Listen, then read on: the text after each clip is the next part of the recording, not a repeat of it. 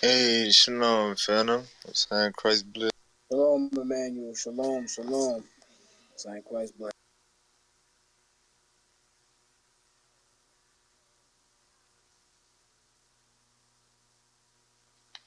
What you thinking about the topic tonight? Why can't black and brown men and women get married? Okay. Marriage.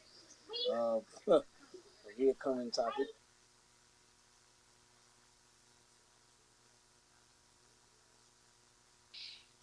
Yeah, I can't wait to see what they think about my opinion.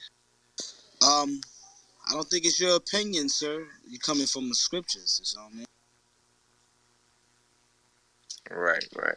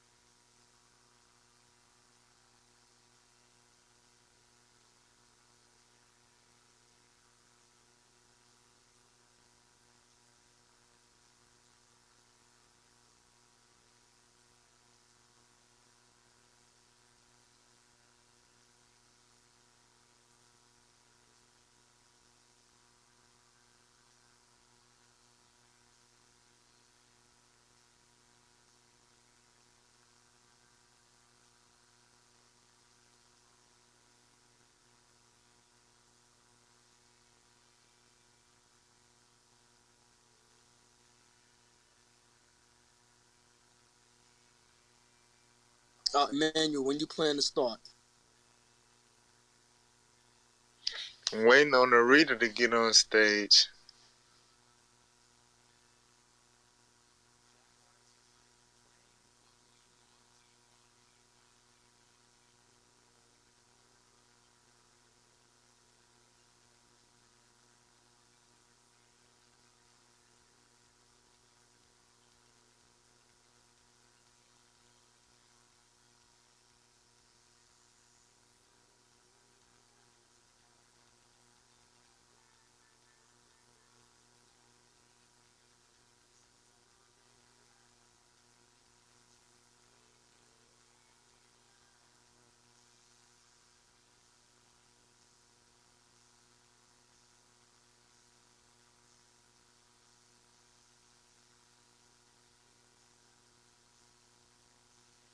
Mish, shalom, bro.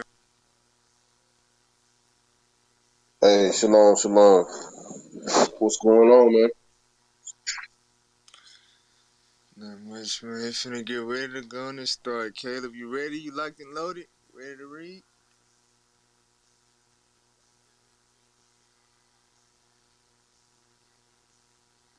Oh, yes, sir. Give me 1 second. All right, so for those of y'all that's in the audience, if you got something to say on the topic, make sure you raise your hand so you can get brought on stage and be a part of the conversation.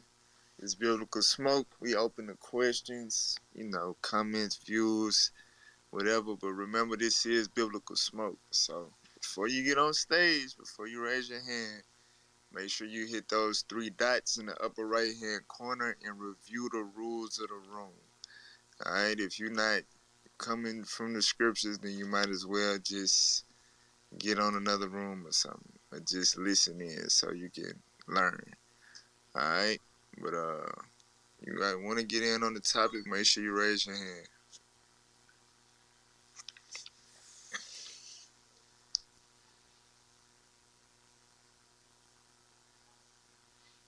Yourself, shalom, Saint Christ bless. Shalom, officers. Most High Christ bless. How you doing, Austin Manuel? Manuel. How you doing? Man, I was about to say, I don't know. Hey, Emmanuel. Yeah, man. Ain't no popo up here. Hey. All praise. Good. Sir, all praise to the Most High. All right. So we'll start the topic. Let's pop it off. Why can't black and brown men and women get married? Um, you know, Uh, marriage. You know, it's a topic that never get old. We always talk about it. Uh, you know, with the Bible, but a lot of our people in modern day Christianity, you know, a lot of our people today in this generation, they say the Bible is outdated. We're kind of outgrowing the traditional, you know, old school views on marriage and stuff like that. You know, it's like a different wave going on. So they don't want to, you know, they don't want to do it the traditional way, how the Bible got it laid out. And it's starting to bite our women, well, really our men and women in the back. Let's open up with Jeremiah chapter 6, verse 16. Why can't black and brown men and women get married? Let's open up with that.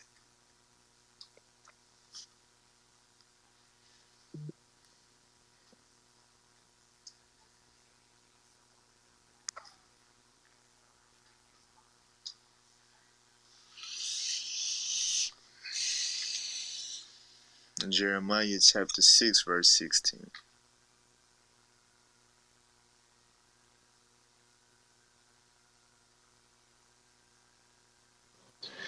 The book of Jeremiah, chapter 6 and verse 16. Thus saith the Lord, stand ye in the ways, and see, and ask for the old paths. Where is the good way, and walk therein, and ye shall find rest for your souls. But they said, we will not walk therein. Right, so the Bible said to follow the old paths. You know, when you go back to the 50s and 60s and beyond that, even when we was in slavery on the plantation, we upheld marriage amongst one another. We understood, you know, like we said, village raise a child, you know, stuff like that. We was very family inclusive people. We always been like that. But once drugs came in and the music industry and social media and stuff like that, we done been brainwashed and warped out of, you know, basically not having any faith in black family. Now we want to be independent. Now we want to just, you know, be all over the place with it. So we know, you know, we got grandparents and stuff that was married our whole life, but we don't want to go down that road. We say, nah, we not walking in the old paths. And I feel like that's one of the big reasons why, you know, black and brown men and women today are choosing not to get married. They on a new wave, and it has nothing to do with the Bible. You know, we really need to get back to the Bible. And you know, and I'm not saying that being biased. I'm saying that because before I was into the Bible as a young man growing up, you know, living on my own and stuff like that, I wasn't thinking about marriage at all. You know, in my mind, I was going to be like my parents, you know, I was going to have kids along the way, but I didn't know when marriage was coming. I wasn't even thinking about marriage before kids, and that's pretty stupid. You know what I'm saying? But I know I wasn't the only person thinking like that. But when I got into the Bible, once I understood the truth about the Bible and what it means to me and my people, you know, and understanding that I need to follow it and believe in it, you know, it changed my whole mindset. And that's what, you know, that's why I'm married today. You know what I'm saying? I chose to follow the old paths. But as a nation of people today, we feel like the Bible is outdated and we don't want to subscribe to those things, you know, so that's my take on it. I got some more takes on it, but you know, like I said, I just wanted to start it off with that. Phantom, yourself, Mitch, what you brothers think? According to the Bible, marriage is was instituted in the book of Genesis with Adam and Eve. So we have to get married. That was instituted from the beginning of time.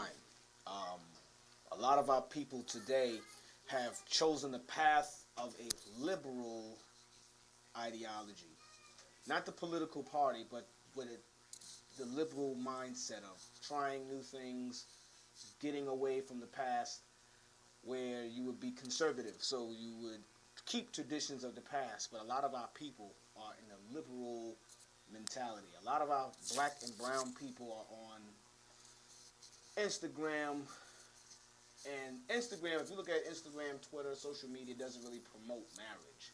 It promotes whoredom. So whoredom is enticing to our people instead of marriage. Go to Hebrews 13 and 4. If you look at, you know, social media as a whole and the way society is warped, it's going into whoredom, not marriage. So read this. The book of Hebrews, chapter 13 and verse 4. Marriage is honorable in all, and the bed undefiled.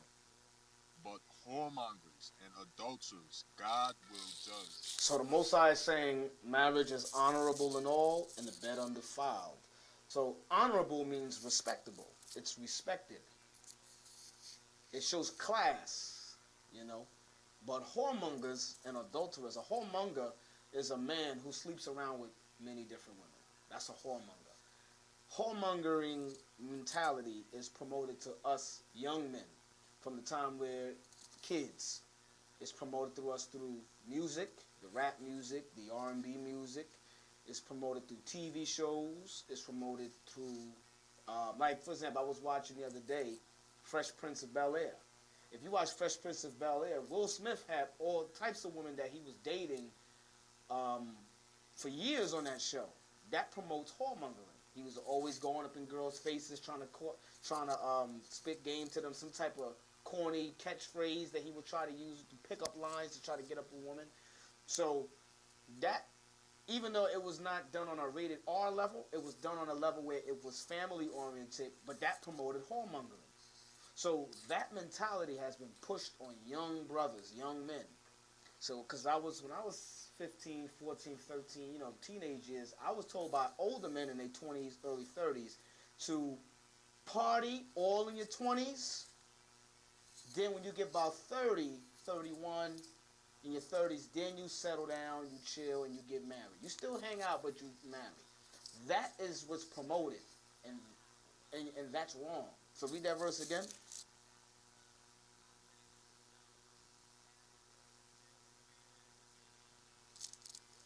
Read it again. The book of Hebrews, chapter 13 and verse 4. Marriage is honorable in all, and the bed undefiled. But whoremongers and adulterers God will judge. Now, an adulterer is a man or woman who cheats on their spouse. So the whoremongering mentality of casual sex, casual dating, and y'all having sex on the first night, second night, 30-day rule, and y'all having sex, whatever little slick ways for y'all to fornicate, God is going to judge you. And if you're a married person and you're going around on your spouse, sleeping around with different women, different men around while you're married, God is going to judge you. He's going to judge you with disease. He can judge you with getting killed. He can judge you with getting all types of things like that. But that mentality of being a whore, a hoe, fat, treesh, whatever the terms that is used for women who sleep around, side chick, whatever that is, whatever the terms is, God is going to judge you for that. So if you a side chick, God is going to judge you for that. You might get a beat down by that main chick. That might be your judgment. I've been seeing a whole bunch of videos like that. So that was just it. I'll give it to whoever else. Yeah, I just want to say to land back off you, Phantom. Our people, what they want to do before they get married, they want to taste everything first to make sure they're going to be, sexually compatible, whatever you want, if that means anything. But the brothers, they want to try different sisters, and then they feel like they get that right one, they lock her down. And sisters got that same mentality today. They got to find that right brother that's hitting it right. You know what I mean? And then that's the dude they want to marry. So they're not thinking about marriage the way the Bible say that you're supposed to approach marriage. Caleb, can you give me Tobit 8, 6 and 7? Because the reason why we have so much STDs, abortions, people getting killed behind boyfriend and girlfriend relationships is because people don't know how to apply marriage according to the Bible. Read it for me. The book of Tobit, chapter 8 and verse 6. Thou madest Adam and gavest him Eve his wife for an helper and stay. Of them came mankind. Thou hast said, it is not good that man should be alone. Let us make unto him an aid like unto himself. Because that's the purpose of a relationship. God made Adam, right, to be ruler of the earth, and then he gave him Eve to be a helper in the state, right? That's how the family that's the foundation of a family, the husband and the wife. Read on. And now, O Lord, I take not this my sister for lust. So you see that's the problem in today's society. Everybody is taking each other for lust. It's all about how you look, how you smell. You got the big booty, you got the biggest feet, you got the nice cars. It's all about lust with these relationships that's out here in this world. Read on. And now, O Lord, I take not this my sister for lust, but uprightly. Therefore, mercifully ordain that we may become aged together. And a lot of people, even when they do get married, they're not thinking about growing old together. First thing they want to do is go get a prenup, right? Because they already got in their mind this might not work out. Because you already been having sex with the person, y'all already done, you know, exchanged fluids. You know what I'm saying? So you already know how this person operate even before you get the paperwork and lock it down. So you get into the marriage and then all hell breaks loose because you did it the wrong way. So ain't nobody thinking about growing old with each other. You know, old folks back in the days, the husband would die off. Hey, the woman, she not getting remarried. She gonna get married right next to her husband. People not thinking like that these days. So we got to come back to the Bible. I mute out. Hey, bro, that's on point. Cause that's the consummation of the marriage. That's supposed to be the cherry on top. So if the man getting a dessert early, you know what I'm saying? He ain't really got no reason to go in, sign his life over to this woman per se. Like he already got the prize, the grand prize. And that's the thing. Our women, they be giving it up too easy, bro. You know what I'm saying? They be giving it. Even the sisters that might want to get married, they don't know how to keep themselves chaste, like the scriptures say. You know what? Speak plain, my brother. You know what?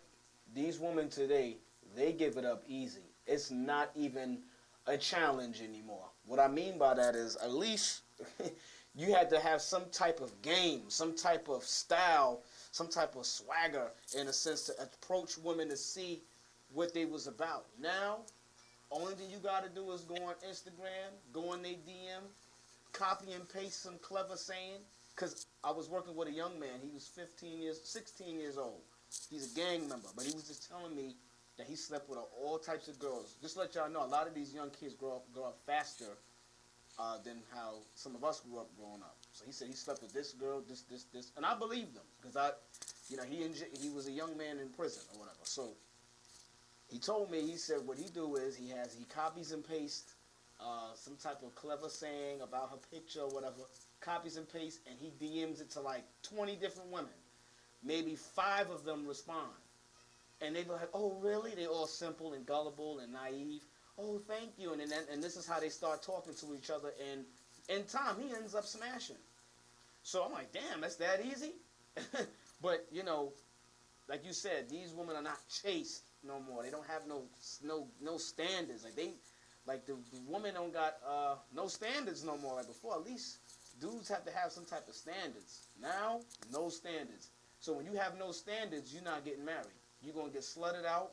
You're gonna get whored out, and you're gonna be mad at black people and black men, and you're going to say niggas ain't ish, and then you're going to be mad at the world just because you didn't have standards when you was a teenager, when you was in your early 20s. Now you in your late 30s, 40s, dried up like the Euphrates River, and now you mad at the world.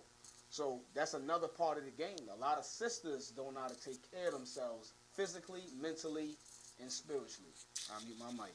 Hey, hey, and Phantom, hey, and the funny thing about it is that their moms have taught them to be like that. You know what I mean? It's like a perpetual cycle, of just like whoredom. and that keeps getting pushed and pushed and pushed. That's what's happening like that. It's like a loom instead of a heirloom. It's like it just keeps getting passed down throughout the generations. Uh, hey, could we, Caleb? I need you to grab something for me. Can you grab Ezekiel 16:44? Because that's exactly what's going on. It's like it's being taught. That sluttish, hoish behavior is being taught, and guess what? That's teaching the nation to be what, a whole bunch of adulterers. Go ahead. The book of Ezekiel, chapter 16 and verse 44.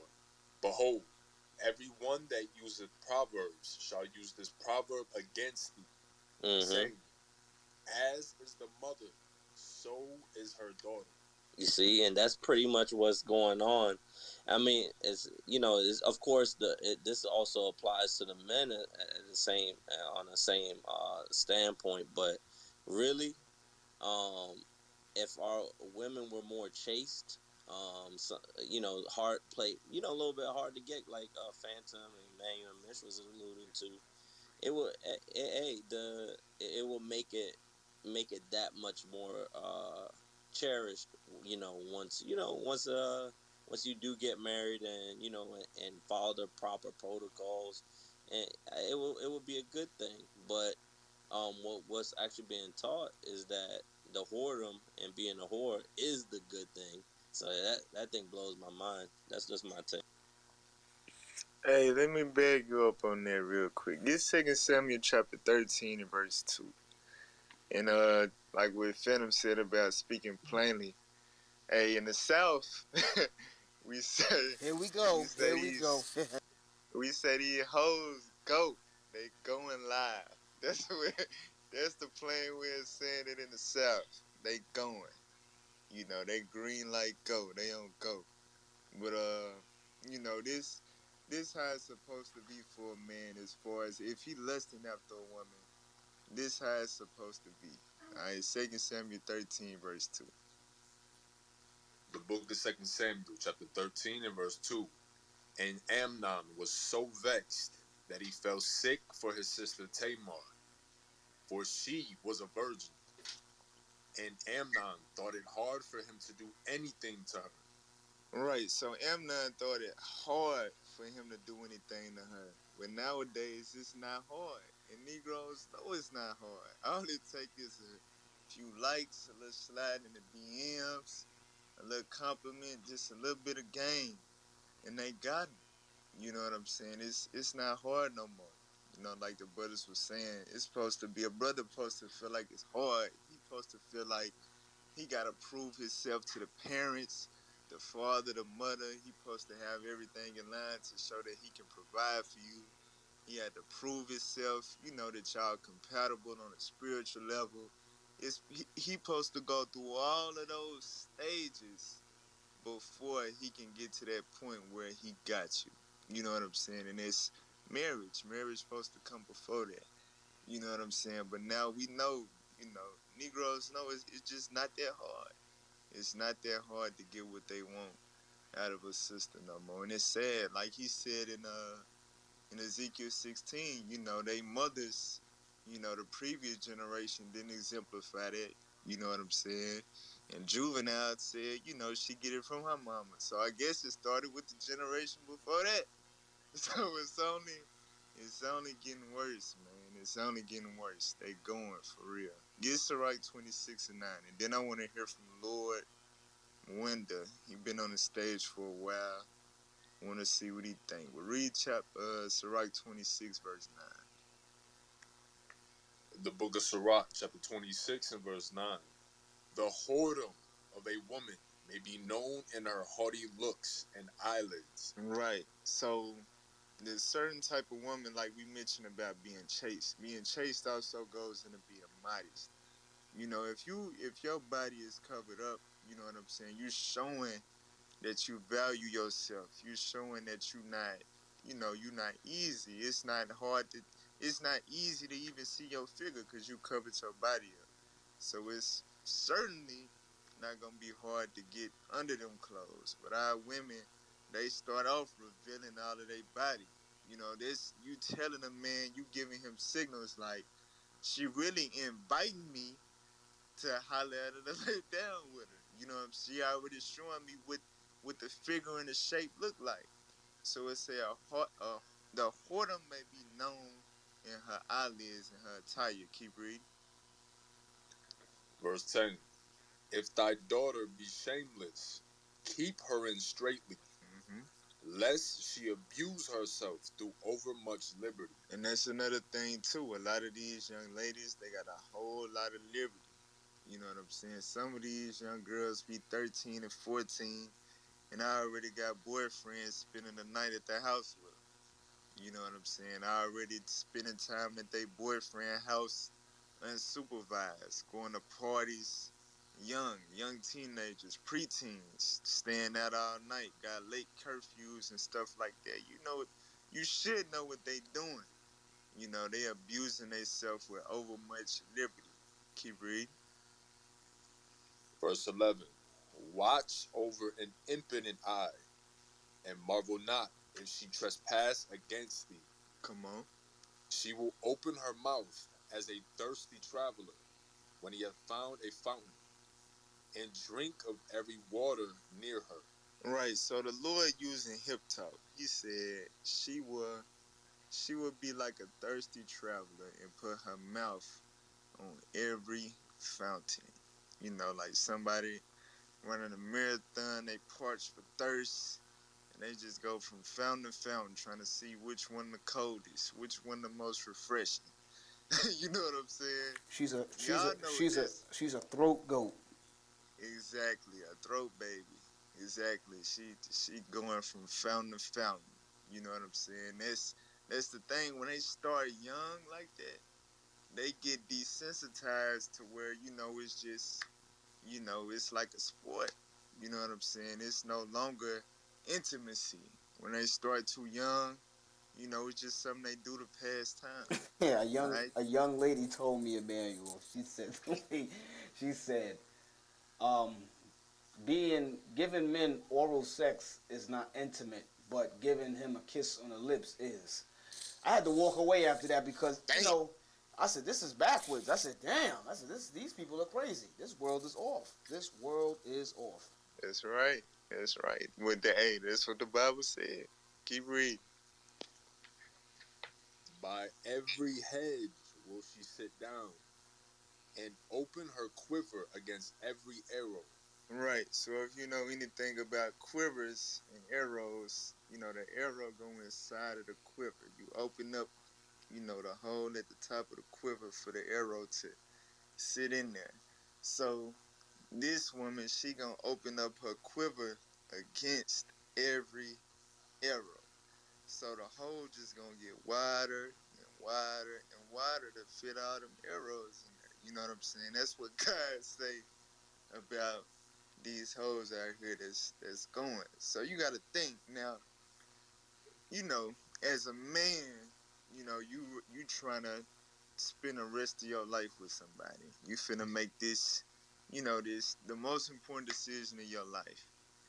And this is a girl that done drunk from 50 fountains and then sat against 100 arrows.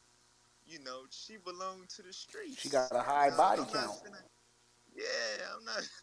I'm not finna make her my wife and put her on paperwork and all of that. Nah, she, you know, she good for what she good for. I already get what I want out of her when I want it.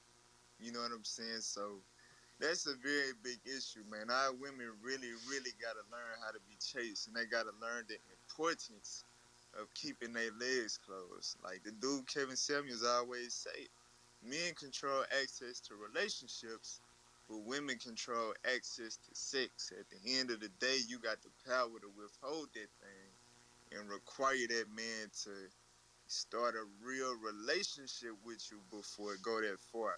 And when I say relationship, biblically, I'm speaking of marriage because there's no boyfriend and girlfriend in the Bible. You know what I'm saying? So, you know, like the brothers was saying, that's a big thing, man. Our women got to stop giving it up so damn easy, brothers. Brothers don't want sisters out here with these body counts, man. Y'all go to college and y'all lose y'all damn mind and just expect a brother to just wife you. It don't make no sense. All right, but let's hear from Lord Mwemba. What you got on the Lord Mwenda? What you got on the topic? Why can't black and brown men and women get married? Bless, bro. Yeah, I was agreeing with a lot of what you guys were saying. And I guess we can start off with I got two scriptures that I can share with you all.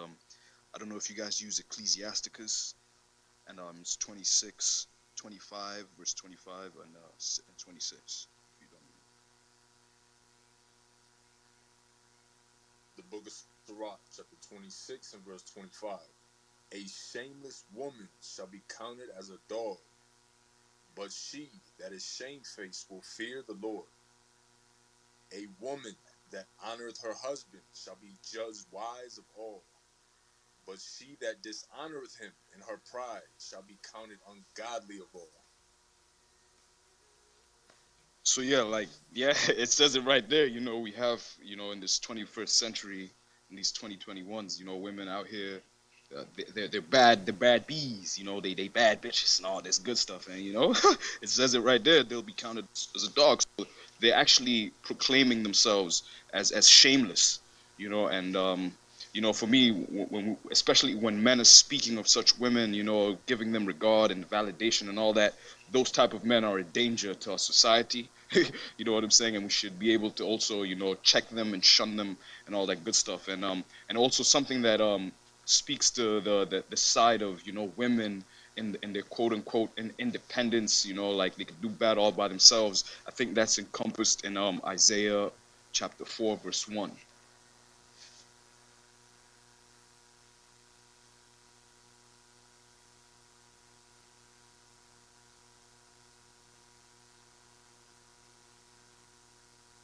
The book of Isaiah, chapter 4 and verse 1. And in that day 7 women shall take hold of one man, saying, we will eat our own bread and wear our own apparel. Only let us be called by thy name, to take away our reproach. I don't know about you guys, but to me that sounds like the baby mama epidemic we have today. But continue. Verse 2. Oh, go ahead, man. Yeah, nah. That scripture is going into something different. I'm gonna have to cut you off right there, but I appreciate you, bro. You made a good point. Uh, we wanna get some ladies on the stage, man. We wanna see, you see the brother's point of view. We keeping it as real as we possibly can with the scriptures. You know what I'm saying? We bringing it out. We want to hear what you sisters got to say. What's y'all point of view? Why y'all think black and brown men and women can't get married? You know what I'm saying? We touched on a few things. We feel like the Bible outdated. We don't want to follow the old traditional ways. We want to be urban. We want to be liberal and stuff like that. And just plain and simple, women giving it up too easy. Brothers don't find no reason to go through all of that, all of the stuff to make a legal binding commitment when you giving them everything that they want, without it. You know what I'm saying? So I want to hear what you sisters got to say. I know we got Judgment Day on stage. I know he be working. I don't know if he can speak on it real quick. We waiting on some women to get up here. Hey, shalom, man. Shalom. Most High in Christ bless. Hey, what I will say, I share this real quick. That spirit come from, like you said, an older generation with weak beta men and those masculine women. Even when I was in high school, 10th grade, and I was staying with my quote unquote girlfriend, and her father and her mother was in agreement with letting that thing happen. So they was okay with hoeing their daughter out. You know what I'm saying? So it comes from that older generation uh, with not setting the standards according to how the Bible say we supposed to basically come together and form that union in marriage. But yeah, 10th grade, from 10th, 11th, and by 12th grade, I was staying with somebody else. But yeah, but her mom let me stay with her at least about 2 years until we broke up. So, that's crazy. I can only imagine what the parents letting their daughters do now in society. Yeah, and if I could just add one thing before I go is I think there's also in these in Babylon pretty much, because America is Babylon. If you can't see it, too bad. I don't know, but there's two institutions of marriage, right, which is man, woman, and state, and then man, woman, and God. And I don't think the black and brown man and woman are geared towards the institution of marriage under man, woman, and the Most High. They're looking towards the element of the man, woman, and the state, and in there it creates incentive for malice, and just and the worst type of fuckery. Forgive my language, but yeah. Okay, okay. Um, hey, I like what Judgment Day said, man. It's like, as the generations went on, the parents started getting a lot more lenient and stuff like that. I don't know. Maybe it was like the movies House Party. Something like that. It just seemed like the right fun thing to do. Let the kids have fun, because if we don't let them do it, they're gonna do it anyway. Behind our back. I don't know. But let me get 1 Corinthians 15:33 real quick. 1 Corinthians chapter 15 verse 33. Because I know, as the generations went by, because you had some examples of television, where it was pretty old fashioned, but as time went on, you started to see in the TV shows in the 90s, in the movies in the 90s, you started to see a lot of teenage relationships. You know what I'm saying? Like, a lot of people make posts about they miss the old TV shows and stuff like that. But in them old TV shows that we love, like Sister Sister and Moesha and you know what I'm saying, all these Fresh Prince of Bel-Air, what they really, really promoted in them shows was teenage romance. And that's what really, really messed us up. You know what I'm saying? A lot of teenage parenting happened in the 90s. We'll read that. 1 Corinthians 15:33. The book of 1 Corinthians, chapter 15 and verse 33. Be not deceived. Evil communications corrupt good manners. Evil communications corrupt good manners. So if I'm a young person and I'm watching TV every day, it's my favorite show. They're a teenager. I look up to them and they kissing somebody at school and they parents letting them come over and stuff like that. Of course, I'm gonna want to do it as a kid. I'm gonna want to go get me a girlfriend. I'm gonna want to kiss on me a girl and cuddle with her. But it also desensitized the parents. Like, okay, well, they doing it on TV, so maybe it's cool to do.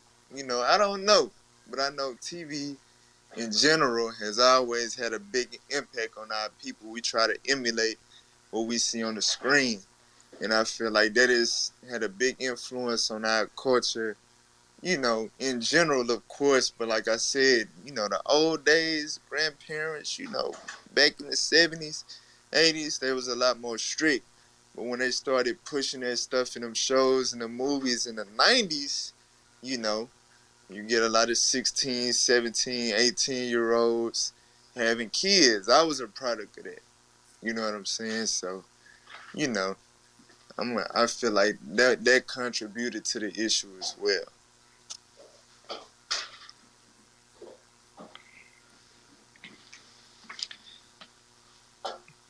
And sisters came on stage. Yeah, come on, brothers.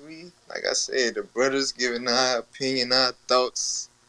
We want to see what some sisters got to say on the topic. Why can't black and brown men and women get married? Hey, Shalom, Manoah, how you doing? I'm doing good, brother. How are you, man? I'm good. I'm good. What you got on the topic? Why can't black and brown men and women get married? Man, um,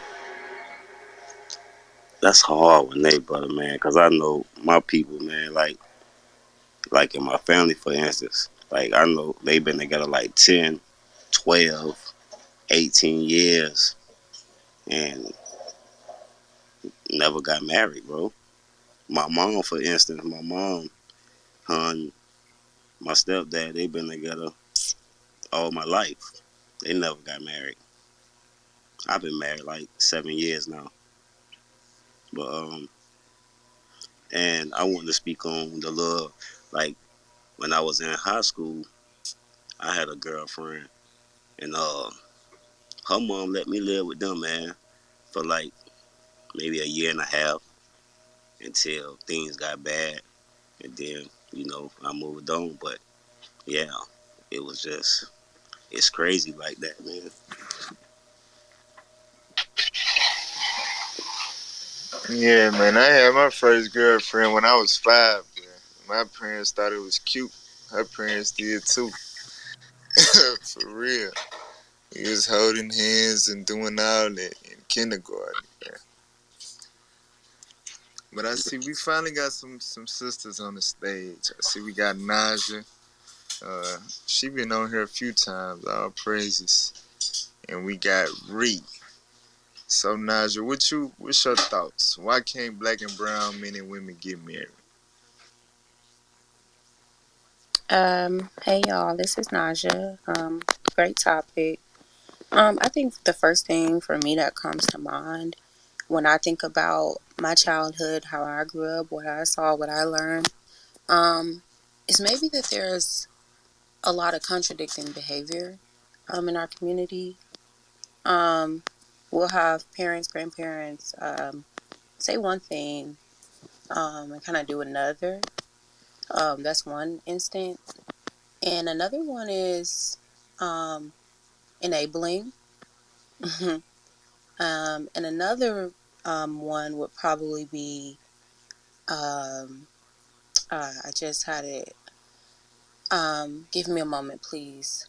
Um, what the brother said, we would see. Well, now we're seeing relationships last a lot longer, with more value, more sustainability when there isn't marriage in the picture, and we're seeing a lot more marriages that are failing. So that's just what I'm seeing, what I'm noticing. Okay, okay. So with that being said, what's your view on marriage personally? Personally, I think marriage is a beautiful thing. I think it's a union, between, it's where the human and the divine meet. And that is actually a book by Matthew Fox. Um, and I think it's our middle ground to get closer to the Most High. But I, to me, yeah, to me, that's exactly what a marriage is. Okay, okay. Ree, what you think about what Naja said, or just the topic in general? Why can't black and brown men and women get married? Um, I mean, I agree with what she said. She didn't say anything wrong.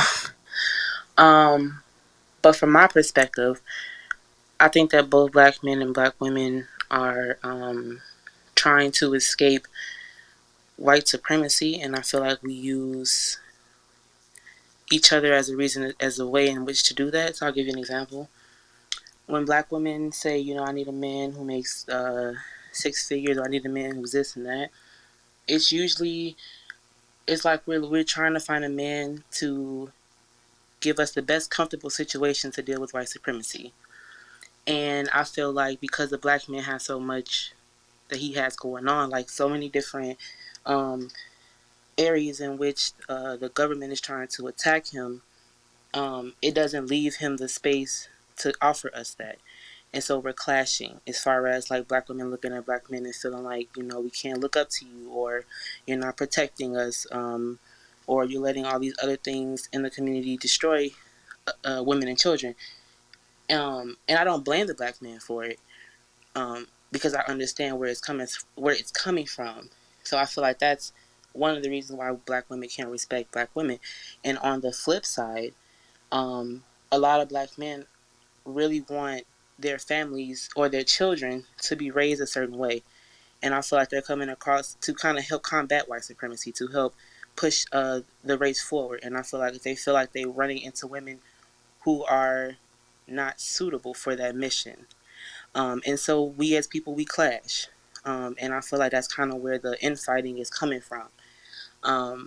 But me personally, like I'm married, and I believe in being married. I believe in building the black family.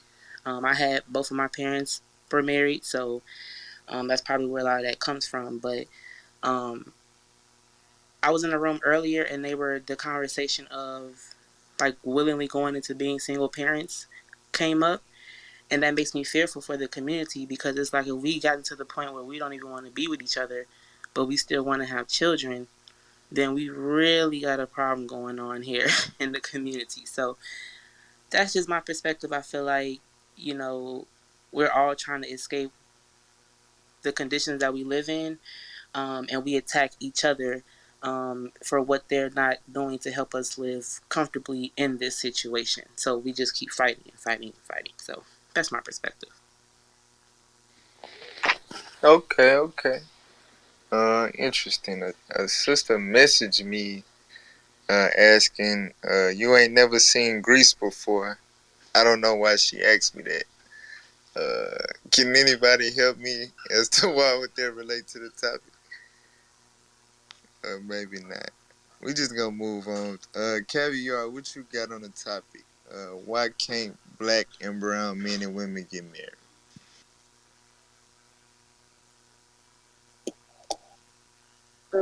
I can't really elaborate right now because I've been drinking, so I'm just here to listen. Gotcha, gotcha. Okay. So yeah, guys, y'all made some good points. I like y'all personal perspective on marriage, but you know how y'all also can see, why people would think the way they think. Uh, any of you other moderators, y'all got something in response to what the sister spoke on?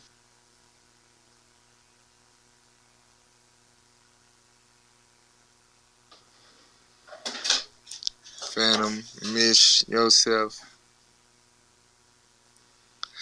I know they mentioned a lot about white supremacy. Uh, let me get Judith chapter 5 and verse 20. One thing about it, like, is spiritual people.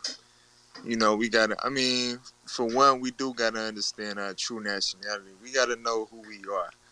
Um, you know, and I know Christianity, they done embedded in our minds that we're all one people. It's just one big human race. But in the reality of things, God made 18 nations and separated them and chose one out of them. And that was the nation of Israel. And that just so happened to be you so-called blacks, Hispanics, and Native Americans. And the thing about it is, we the most talented, intelligent, dominant group of people on the earth, and we exemplify that in many different ways. However, we are at the bottom of society. We at the bottom of the totem pole when it comes to power, in the world. We don't have our own land. We don't have our own economy. We don't have our own heritage. You know what I'm saying? So we got to ask ourselves, what is white supremacy really all about? How do they maintain white supremacy if they really inferior to us? This is the spiritual aspect behind it. Read what you got. The book of Judith, I chapter 5 and verse 20. Now therefore, my Lord and Governor, if there be any error against this people, and they sin against their God, let us consider that this shall be their ruin, and let us go up, and we shall overcome them. So the nations understand that, when we sin against our God, when we do things contrary to the Bible, when we hoe our women out, when we shack up, when we don't get married, which is honorable according to the Bible, when we, you know, go astray from these things, God said that that's our ruin. that's what enables them to overcome us, because we disconnected from our power source, which is the Most High God. Heavy, heavy, heavy, heavy. So as long as we not keeping God's commandments and coming back to the Bible and applying practical things like marriage, white supremacy gonna reign supreme. It's spiritual. Hey, This is spiritual warfare. hey, can I get a scripture on that, Caleb? Get that scripture in First John. Love not the world.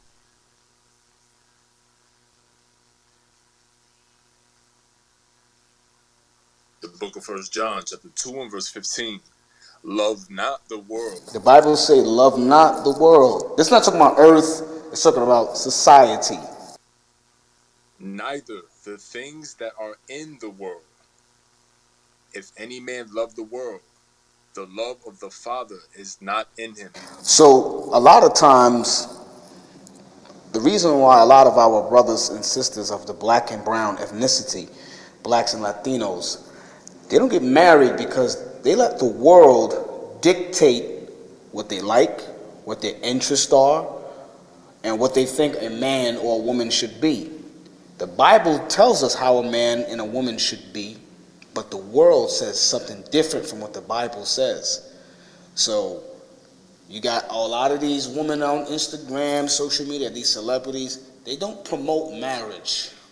Not all of them, but the majority of them do not promote marriage. They promote whoredom, being a hoe. And this right here is a key issue in the reason why a lot of our people are not getting married. Loving what society says instead of listening to what the Bible says. That was it. Hey, this sound like mind control. It sound like we being manipulated in our minds to do what makes the most sense. For some reason we want to gravitate to the world. It don't even make no sense to do that. It sound like, some mind manipulation going on. I Hey, don't know. hey, man, funny thing you said that, and Phantom, hey, grab this for me real quick, Caleb. Let's go to Deuteronomy 28 and verse, cause Ray said a very heavy thing, 28 and 30.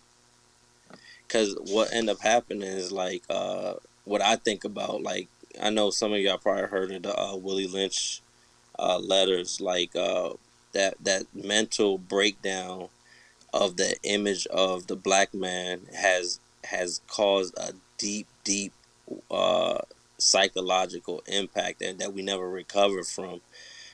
Read that real quick. The book of Deuteronomy, chapter 28 and verse 30. Thou shalt betroth the wife, and another man shall lie with her. Yeah, just imagine that thing. Just imagine that thing, like, just you married to you have a wife, and then you have the slave master come and take your wife. That thing is devastating, and I could see how that crush the spirit of the man right there, and also it crush the spirit of the children, and of the wife. So it makes the wife feel like she wasn't protected back then. And then when you go to one more quick verse, when you go to 32 real quick, go to verse 32. Verse 32. Thy Yeah, sons and thy daughters shall be given unto another people, you see that? So it's like, read the next part of that verse. and thine eyes shall look and fail with longing for them all the day long. You see that thing? That's crazy. That's like it feels. I could see the psychological impact, and how the Willie Lynch letter kind of identify, like, how they will break our spirits and uh and defeat us. I could see how that could mess the sisters up today, and it's never been a recovery from those images that they had back then. What y'all saying is real heavy and real deep, real heavy, real deep. And also, real quick, I remember Naja. She said something about, as far as what we seeing in society, we seeing uh, you know, according to your perspective or whatnot, generally you see relationships, between people that's not married, they make it work for a long period of time. But then on the contrary, you see a lot of failed marriages. Um, Real quick, get Wisdom of Solomon chapter 14. Wisdom of Solomon chapter 14. I think I want to start at 24. Just to hit on that point. Because like I said, I mean, if the enemies understand that, in order to keep us below them and to remain in power over us, we got to sin against our God. Of course, they gonna make sure a certain narrative is pushed, and this is something the Bible is describing what they was able to do manufacture spiritually through religion, through their religion, which is really idolatry. Wisdom of Solomon, chapter 14, verse 24. The Book of Wisdom of Solomon, chapter 14 and verse 24. They kept neither lives nor marriages any longer undefiled, but either one slew another traitorously or grieved him by adultery. Right. So that's what's going on in the world today. You got a lot of adultery taking place. A lot of marriages are not undefiled. People get married because they not going about it the right way. They not following the steps that the Bible got lined out for marriage. So a lot of people getting cheated on. A lot of people getting done wrong in their marriage. A lot of men getting finessed. I know this sister named Brittany Renner. She done got popular for marrying a brother and then having a baby and divorcing them and getting $100,000 a month on child support. Brothers see stuff like that and they run and duck from marriage. That's You know what whole. I'm saying? That's not a. That's a gold digging type of woman. That's a gold Yeah, digger. yeah. So That's a that demon. That's a stuff. demon type of chick. A lot of these young girls, they don't really want marriage. They want the wedding. They don't want marriage. They want the wedding, and they want the temporary fame and praise for that day, and they want the Instagram picture uploaded. They want the likes and the comments, but they don't really want marriage at all. They want the wedding and or the money. They're not we're getting married for the wrong reason. So like that, what's her name? Brittany Renner, the side chick. She's the side chick. And she's sleeping with a whole bunch of dudes. So but yeah, that's a gold digging type of sister. Yep, yep. So that's a big thing right there. That's why people got to come back to they real true uh the foundation what we really kept, which is God laws, not the religion that's pushed on us today. But let's move on. Let's move to see. We got Tim Ara. What you got on the topic? Why can't black and brown men and women get married? Uh, Hi everybody. I would say, uh, first of all, preparation. I would say you have to have the right image, the right perspective, purpose, why you want it.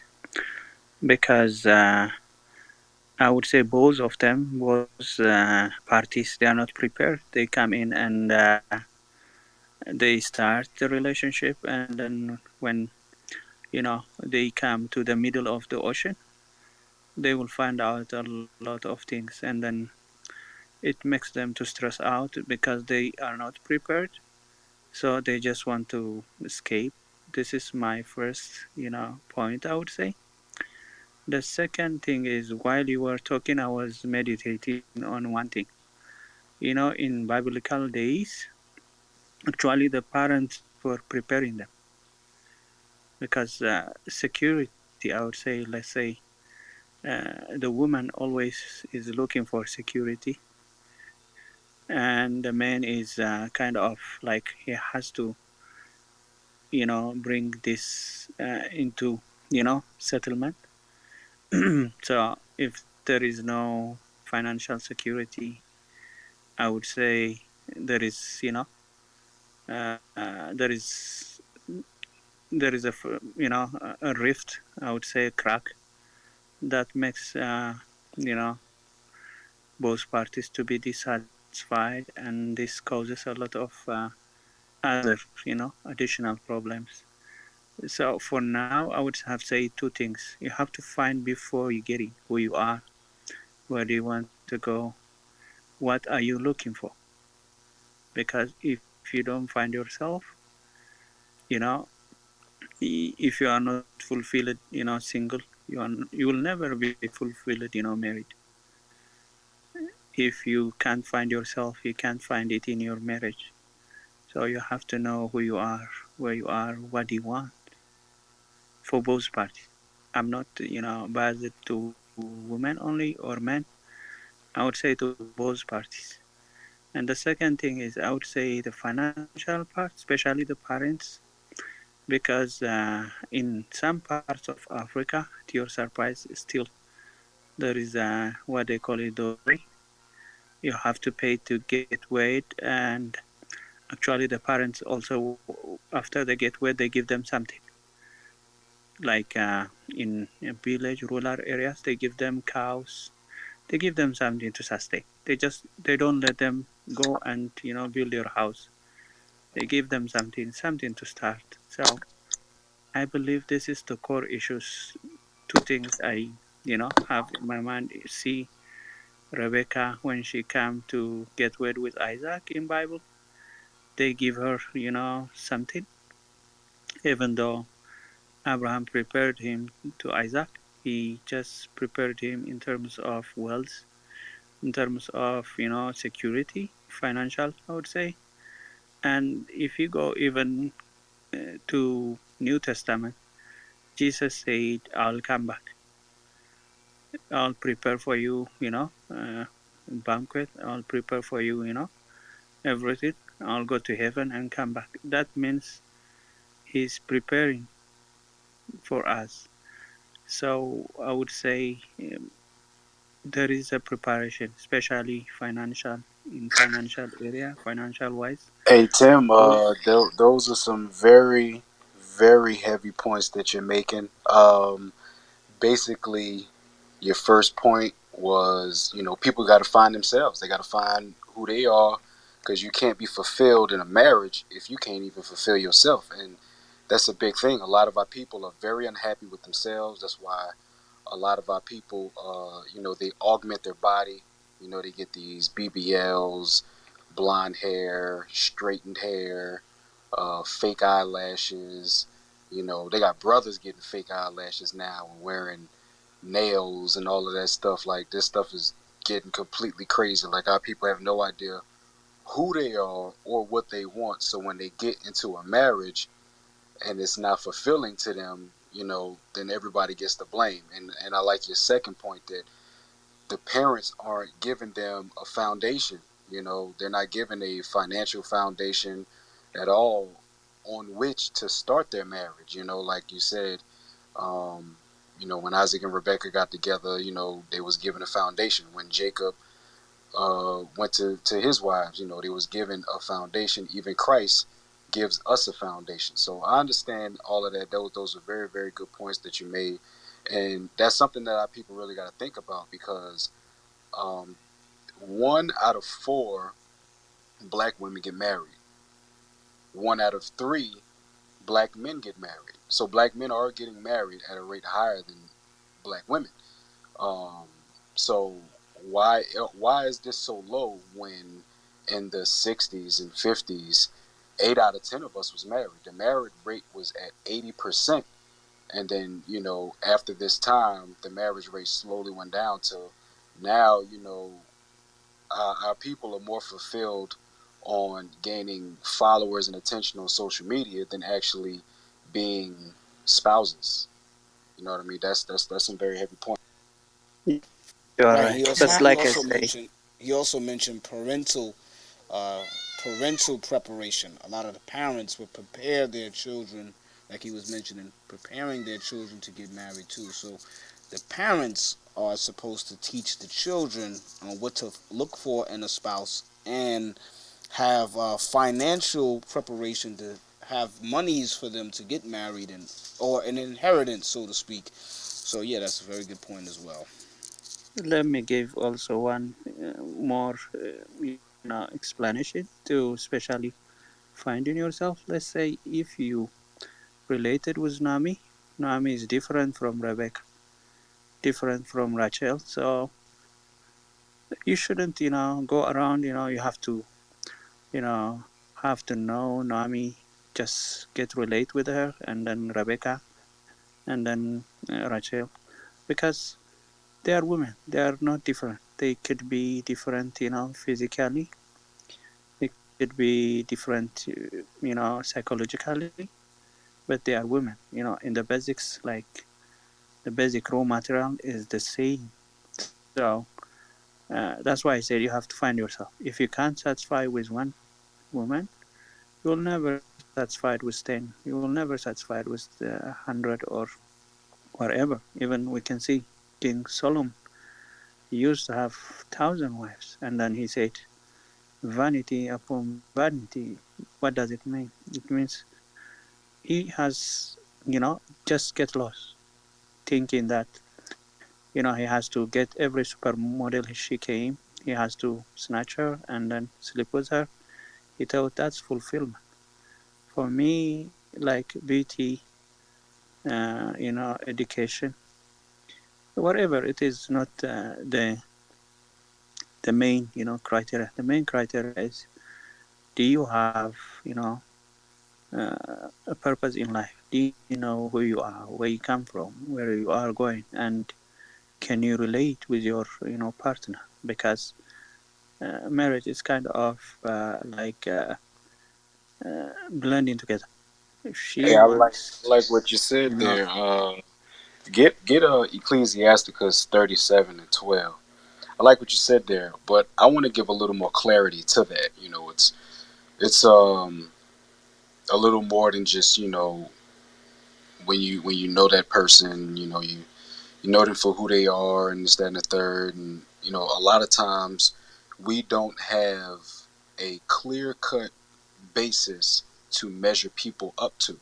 So when we measure them up to what we think or what our life experiences may have taught us, we still may fall short here and there and still may fall victim to a poor relationship or whatever. But this is one of the things that we have to do if we want to seek out godly marriages. All right, marriages based and founded on the foundation of Christ. This is what we have to do. Read that. The book of Sirach, chapter 37 and verse 12. But be continually with a godly man, whom thou knowest to keep the commandments of the Lord, whose mind is according to thy mind, and will sorrow with thee, if thou shalt miscarry. So the first thing we have to understand is we have to be continually with a godly man. Continually. If the man that you with is not about God's laws, building up his people according to the laws of God, building up his nation, providing a better solution for his people, that ain't the man you want, and that ain't the woman you want either. Because a woman is supposed to be guided, like Phantom said earlier, and like Tim said as well. Parents have to start teaching their children according to what God says. A lot of times we get broken people who raise children with a broken person mentality, and one thing goes wrong in their life and they become a replica of that broken mother or that broken father or whatever. 9 times out of 10 it's the mother, because the mothers are raising the kids, let's just be honest. So when you look at it, broken people are raising people to be broken. So we have to learn, according to the scriptures, to be continually with godly people who we know by their actions that they keep the commandments of God. They live what this Bible says. Mute my mic. All praises. Let me bag you up on that. Sirach 7 and 25. Because this what you just mentioned also with Phantom highlighted out of what Tim mentioned as well. About the parents' influence on marriages. Read that real quick. The book of Sirach, chapter 7 and verse 25. Marry thy daughter, and so shalt thou have performed a weighty matter. Right. So God instructs the parents, in particular the father, to marry your daughter. Meaning what? You marry your daughter off to a man. The father has to prove that man is worthy to become the head of his daughter. And it's a weighty matter. It's a big deal. It's not something that should be taken lightly. It's not something that, black parents today should be like, oh, she young. She, little prom date, high school, romance, whatever. Nah. When your daughter is dealing with the opposite sex, that's a weighty matter. You giving that becomes her Lord. You know what I'm saying? According to the Bible, the order is God, Christ, man, and woman. In order for the woman to have a relationship with God, she has to be under the headship of a man. So as the father, you're supposed to be instructing your daughter. You the head, you teaching her, the laws of God while she under your roof. And then you passing the torch. You selecting a man to pass that torch to guide and instruct and protect and provide for your daughter the way you always have. And of course, it's intimate or whatever, but that's the thing. Fathers, we got a long ways to go, a big job to do, because we have fell so far from that culture, and having that type of say so when it comes to your daughter picking a mate. But I want to ask the ladies what they think about that, because I feel like in 2021, that's like unheard of. You know what I'm saying? Najee, what's your thoughts on that? I, The I, father I picking a husband. yeah, I love that question because I was just actually thinking of my father. And as far as religion and spirituality is concerned, my father is Muslim. He practices something completely different than what my mom did. So when it comes to me and my spouse now, uh, we're kind of in a position of confusion when it comes to like our parents passing down that knowledge or transferring that courtship to us. Like, okay, we pass this off to you, we give you off, because of their differences. um and we just went to a wedding where our friends have been together for 10 years. They just got married, and we came back from the wedding literally on the same page, like, whoa, like, are we ready, like, right now, like, with the finances and us knowing ourselves spiritually, where we come from, what type of ceremony we want to have. Like, it wasn't even about us and can we get along and can we be together. It was all of the little details that we completely just went over our head until we sat down at that wedding and was like, whoa, this is much more than our love. This is tradition. So I'll land my plane. Hey, one thing about that, and a lot of our people think that same way. We have to understand that just sex itself is a connection. So we look at marriage like, oh my God, a lot goes into that. A lot goes into sex too. So a lot of our people say, I may not be ready for all that comes with marriage, but they'll continue to have relations with their so-called boyfriend or girlfriend with no problem. They'll even have children with their so-called boyfriend or girlfriend and not even think twice about it. But the marriage thing, that's the weight that comes down on our people. We have to change their mindset because children, raising a family, and sex is a very, very weighty matter as well as marriage. Your spirits are connected. That's why you got a lot of crazy people out here in the world because their spirits are full of the spirits of the people that they've dealt with. You know what I'm saying? So we gotta realize that when we come together with other people, that a little bit of them is attached to us, just like that attachment that comes with marriage.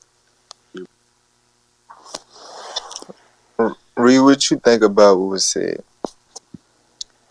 I just want to add on that that's why vetting is so important, and asking the right questions is important as well.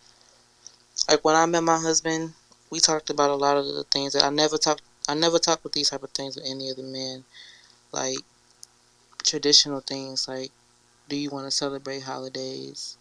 Do you believe our children should I don't know, listen to hip hop? Um, do you want to travel a lot? Do you feel like how do you feel about having family over all the time? Are you the type of person where you kind of want your home to be your home, and I see y'all when I see y'all? Like, what type of life and environment do you want to create for yourself and your family? And those are the questions that are important, because a lot of times that's where the conflict comes in when we are married. Is I don't agree with my son watching this on TV, or I don't agree with, my our child hanging out with these type of people, or I want my child to go to this type of school. Like, it's so many different things that come into the family structure, that we don't talk about before we get married. We kind of talk about the things like, well, what do you like to do, and all of that kind of stuff. What do you like to talk about? But I want to know how you move as an individual, because that's something that my children are going to pick up from their father, and I want to make sure that what he's doing is mirroring what I want, because I'm not here to be his mother. I'm here to be his wife. So I don't want to be with a man that I'm constantly in conflict with, especially when it comes to raising the children. Because what people don't realize when it comes to marriage is a lot of what marriage is creating a context for children to be comfortable. That's one of the main things that I'm realizing in my marriage. I've only been married 2 years. Is that piece, you know, keeping the house clean. Do we all sit down and have dinner together? Are we going to do family things on the weekends? Are we going to get the kids involved in activities? Are we going to take vacations? Are we going to watch movies, just to create family traditions? Those are the things, like your literal day to day, everyday thing is creating the context for your children. Everything you say to them. um, if you tell them you're gonna pick them up from school, pick them up from school. Don't send somebody else. They see those things. So it's these very little micro things that build up the family dynamic. And if we're not on the same page with that, we're gonna have a really hard time when it comes to the family. And so a lot of things I feel that people may argue about, when it comes to the kids and things like that, I feel confident that I won't have those problems as our son gets older, because we don't have those issues now. And I allow him to be the decision maker, because I have already vetted him in the sense that I trust his leadership. So, like, my son is 2, and I asked him, like, what are we doing with Christmas? Are we celebrating Christmas? It's a pagan holiday. We don't really fuck with it. What are we doing? And regardless of what his answer is, I am okay with what his answer is. If he says, no, we're not celebrating it because we kind of on the fence about it, okay, cool. If he says, well, we can celebrate it, but, we're going to sit our kids down and explain this, this, and that, okay, Right, cool. So right, it's like that understanding. right. Get Ecclesiasticus 25:1, just to go over what you're saying.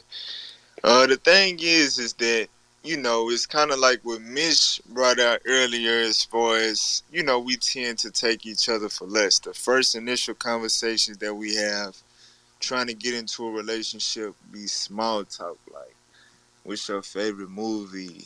What you like to eat? You know what I'm saying? What cities you been to and stuff like that.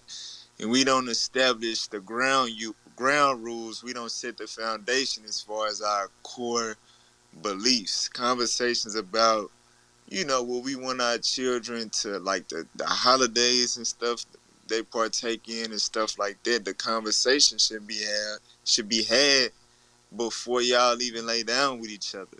You know what I'm saying? These are the things that we gotta establish, before we get in relationships, period. But read that real quick. The book of Sirach, chapter 25 and verse 1. In 3 things I was beautified, and stood up beautiful, both before God and men: the unity of brethren, the love of neighbors, a man and a wife that agree together. A man and a wife that agree together, meaning what? Y'all believe in the same God. Y'all both believe in the same, y'all believe in what the Bible say. You believe as a wife, you got to be submissive. Let him be the leader in the household. You follow his lead, and he leads through, applying and teaching the commandments of God. So y'all got to be on one accord going into the relationship, and that's why, like Najee mentioned about failed marriages and stuff like that, because we get into it for less. We don't establish these type of foundations and establish core beliefs and values until we already in too deep, and we realize like, we on two separate pages. You know what I'm saying? That's why God said, look, the man and the woman gotta agree together when it comes to belief in him. Get 2 Corinthians 6:14. 2 Corinthians chapter 6, verse 14. The book of 2 Corinthians, chapter 6 and verse 14. Be ye not unequally yoked together with unbelievers. For what fellowship hath righteousness with unrighteousness? Right. So I know a lot of us that heard this term in the Christian church. You know what I'm saying? It's pretty common. But a lot of our people not really spiritual, so they really never, really know what that mean. But being unequally yoked is, for example, you know what I'm saying? You believe in the Bible, it's holy days in the Bible that we supposed to celebrate and partake in, that Christ partook in. We say we Christians, we believe in Christ. Christ's Last Supper was at the Passover. You know what I'm saying? Are we teaching our children about that? Or are we teaching them a pagan holiday, which come from Saturnalia? You know what I'm saying? Something that Romans partake in, worshiping a pagan deity and committing whoredom on that day. Are we teaching them a white man coming down the chimney saying ho ho ho, eating milk and cookies in the kitchen while they sleep, which is a lie, which is really demonic? You know what I'm saying? That type of stuff right there, if you grew up believing in that and you cool with that, but he believes in the Bible, y'all unequally yoked. And when in them situations, the children gonna grow up confused. But like you said, if y'all setting the tone for the children, y'all on one accord, it is what it is, then they gonna grow up with that same understanding.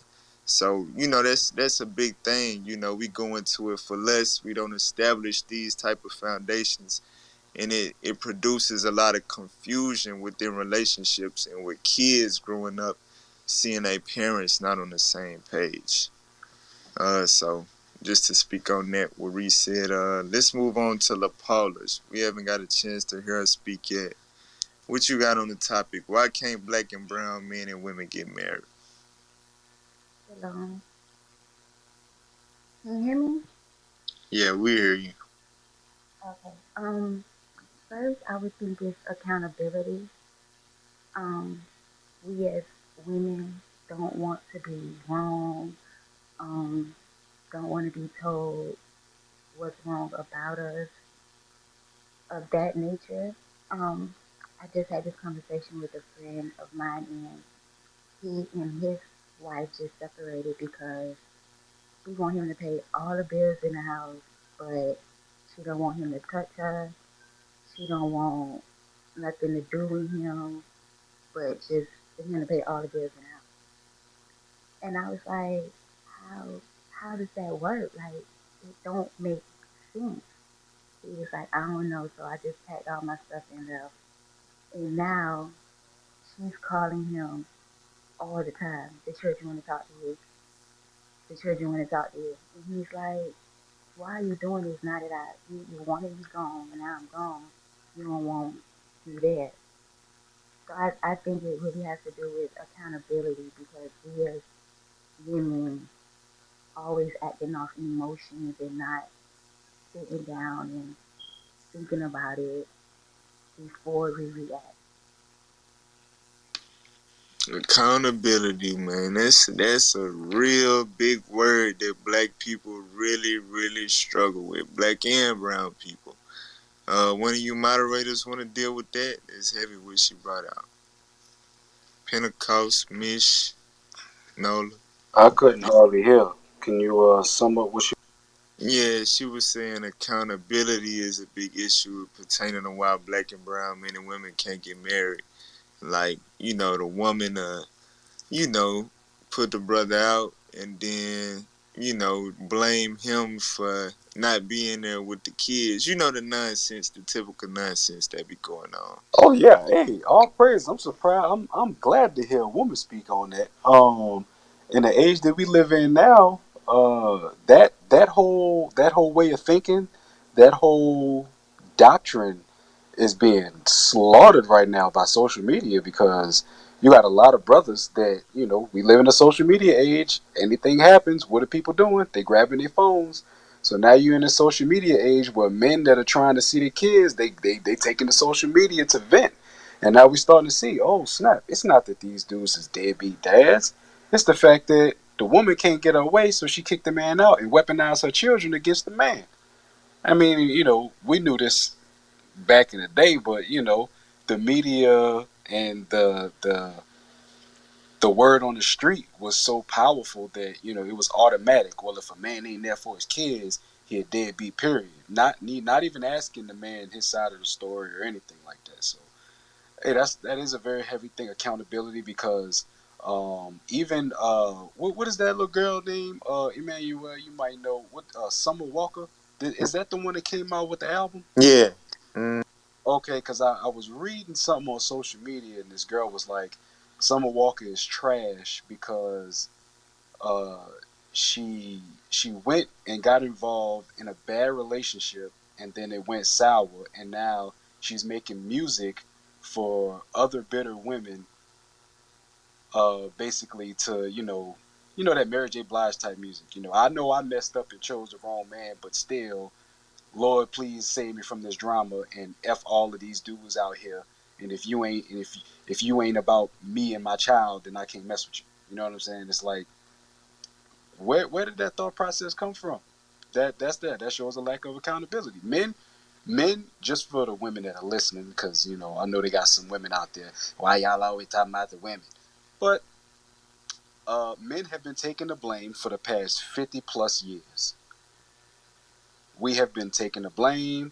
We have been taking the hit for the team. Nobody asked us our opinion. Nobody asked us nothing. They just said men do this and men do that. Even to the point to where they say men in the 40s and 50s were known for beating and treating their wives bad. Where did they get that thought process from? Because you ask them, all right, did you witness your grandfather beating your grandmother? No. Did you witness your great uncle beating your great auntie? No. Do you have any history of abuse in your family that you know of personally, not just off of hearsay? No. Well, where do you get that from? The Color Purple. You get that from them old time movies that they put in the media, and once again, media pushes the narrative that the black man is a hypersexual woman beater, and they push the narrative that the black woman is a hypersexual child confuser, and the only person that gets the real praise is the mother that raises a basketball star or NFL star. Anything other than that, we all fit the same bill in the media's eyes. Hey, that's heavy right there. That's heavy. Um, you know, hey, man, man, accountability. They go with what you brought out earlier. Choosing the right type of man. Scripture say, "Be continually with a godly man." You're gonna always have Summer Walkers and Mary J. Bliges and all of that with women who, allow these men that don't prove themselves to be godly men or men with values, men that commit to you, willing to commit to you. They just, they got conversation, they got money, they got the look, they attractive, and then you get entangled with him. He get what he want out of it, and he keep it pushing. You know what I'm saying? He don't be faithful to you or whatever the case, and then Oh, you go and make a CD. and Emmanuel, like people can ask my wife, I always talked bad about Usher's Confession album. I always did. Because I'm like, this dude made a whole album off of his mess up. Like, what the hell are you doing, bruh? You caused all this. And we always talk about it, different CDs and stuff, husband and wives, if y'all really, down with one another, y'all have had these conversations and stuff. So when we had these conversations and we bring up whose album was hot and who's not and all of that stuff, she always bring up Confessions. I always got bad stuff to say about Confessions.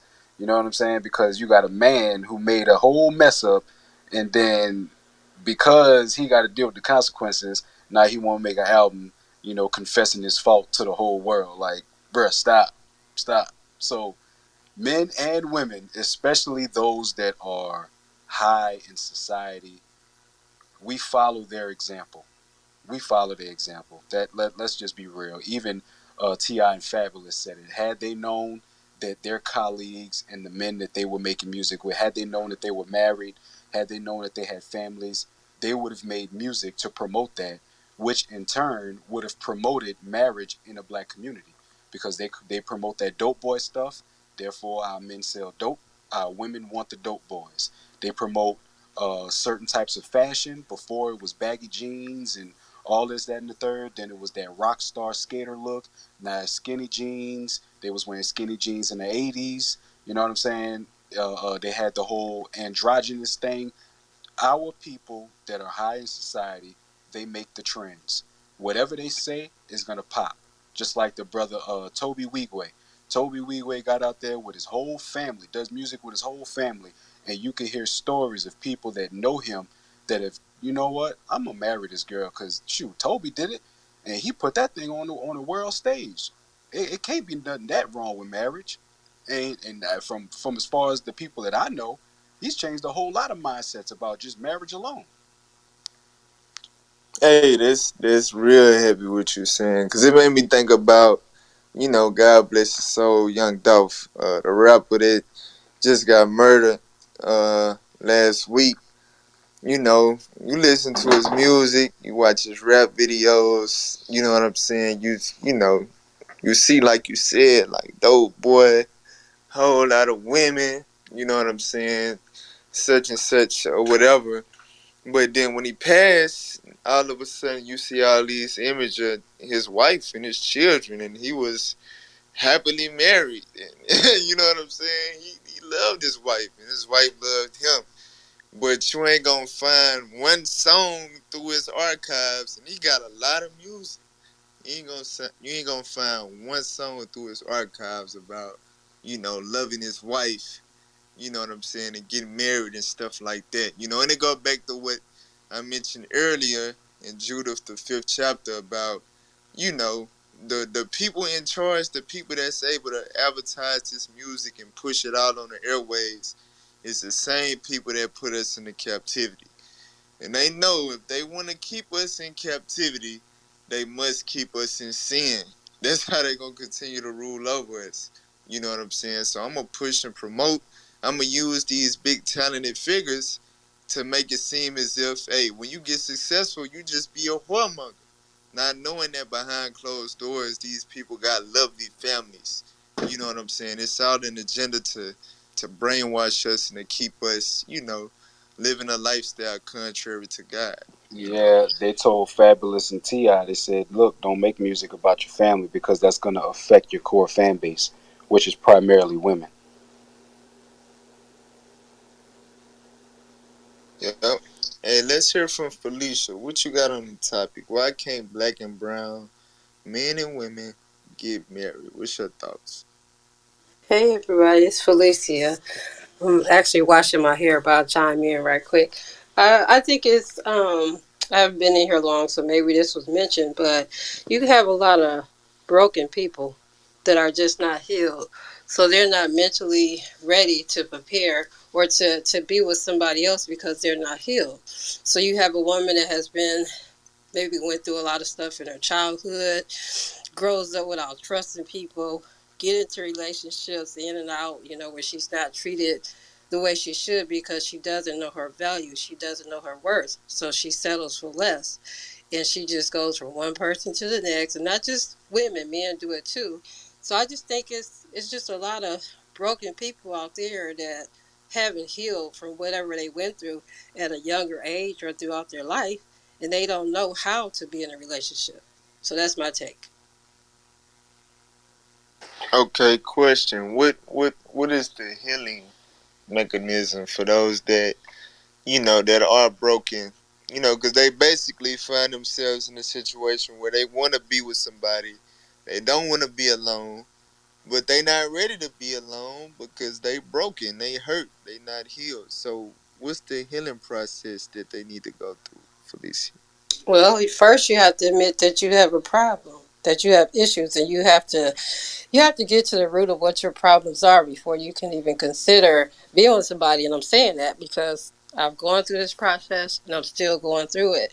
And at some point, you have to realize that, some things you have to deal with. So it's first of all recognizing that you have a problem.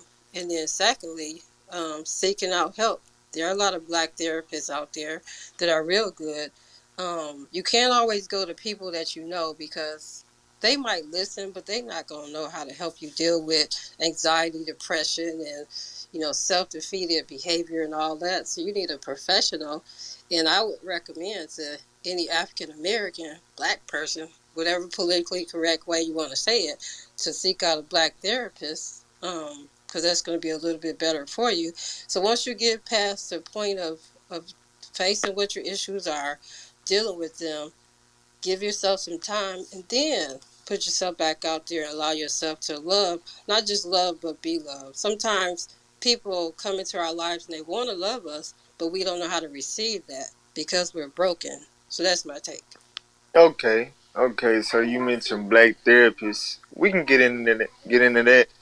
But I just want to ask, since you mentioned black therapists, but you didn't mention like the black church, like seeking the solution from the pastors and the preachers and stuff like that. Do you feel like it's kind of like a lost cause, like the people that are broken and need healing? Do you think they don't feel like they can get what they need from the church, like the pastors have failed them, or what is it? Like the therapist route is to be preferred over the spiritual route, with a church route. What's your thoughts on that? Well, I can tell you, like for me, I didn't actually go to my pastor. I just didn't feel like, I don't know. It just wasn't clicking anymore. And the pandemic had a lot to do with all that. I felt disconnected. So I was just because I went through a very traumatic month in August where I just was like didn't want to get out of bed, didn't want to eat, couldn't sleep, just was going through it. Just everything just kind of came down on me all at one time, and I finally had to face it. But who helped me was I was on Instagram. This is some crazy stuff. There's a pastor. He was always in his garage talking. I'm like, what is this man doing in the garage? And I started listening to him. Then I reached out to him one day and I told him how I was feeling and what the situation was. He didn't know me. I didn't know him. But I was drawn to him. I had watched him for a period of time. And I finally reached out to him and told him what the issues was. And he didn't throw a bunch of scriptures at me because that's the wrong thing to do when a person is hurting. You can pray for them, but they need practical conversation. They need to be heard. And that's the way you'll get their attention where they'll want to seek out the help. So I told him what the situation was, and he gave me some very valuable advice. And it stuck with me to that, to this day. So he has his Bible study on Tuesday, so I'll chime in on that. No real interaction between the two of us, but just connecting with a true godly man of God. That like I said, it was some reason why I was drawn to him. Never met him, never seen him be on Instagram until that time. But his messages that he was posting in his garage touched me. And then I started connecting with him. And then it's like, okay, I need to get myself back together. And he said, you know what? He acknowledged the pain that I was feeling. So that's the first thing. So for any godly person, any pastor in this room, you can't just be dismissive towards a church member that's hurting. You can't just smack them upside the head with the Bible and throw a bunch of scriptures at them. People are hurting through this pandemic, and some things were in place before the pandemic. You have to first acknowledge their pain. Don't tell them that they're having a pity party or they're feeling sorry for themselves because they're withdrawal and go off and kill themselves. I wasn't to that point, but the first thing he did that was right was to acknowledge the pain that I was feeling. And remember, we don't know each other, never met, never spoke, nothing. And he acknowledged the pain that I was feeling. He gave me some advice. He said, I know you're hurting. I know you're in pain, but you got to pull it back together because somebody is dependent on you. If you read my bio, you go to my Instagram and request, you'll see those people that are dependent on me. So it's just a matter of, I'm not saying don't go to a pastor, but I get see past what that you part. I see what you're saying. Basically, and I say this a lot, like a lot of people we tend to separate religion from reality or the Bible from reality. And the reason is not because the Bible is not practical. You can't have practical conversations with the Bible because that's what this clubhouse room is all about. That's what we do every night. You know what I'm saying? The issue is more so that a lot of these pastors are not rightly dividing the word of truth. You know what I'm saying? And they don't really know how to deal with the people. God, Christ said that the people that set up that got the understanding of the scriptures are supposed to be doctors of the law. The word is the ultimate healing mechanism for all our people and all their problems. We don't know that because they don't know how to use, their tool. Get Ezekiel chapter 34 real quick. Start at verse 2.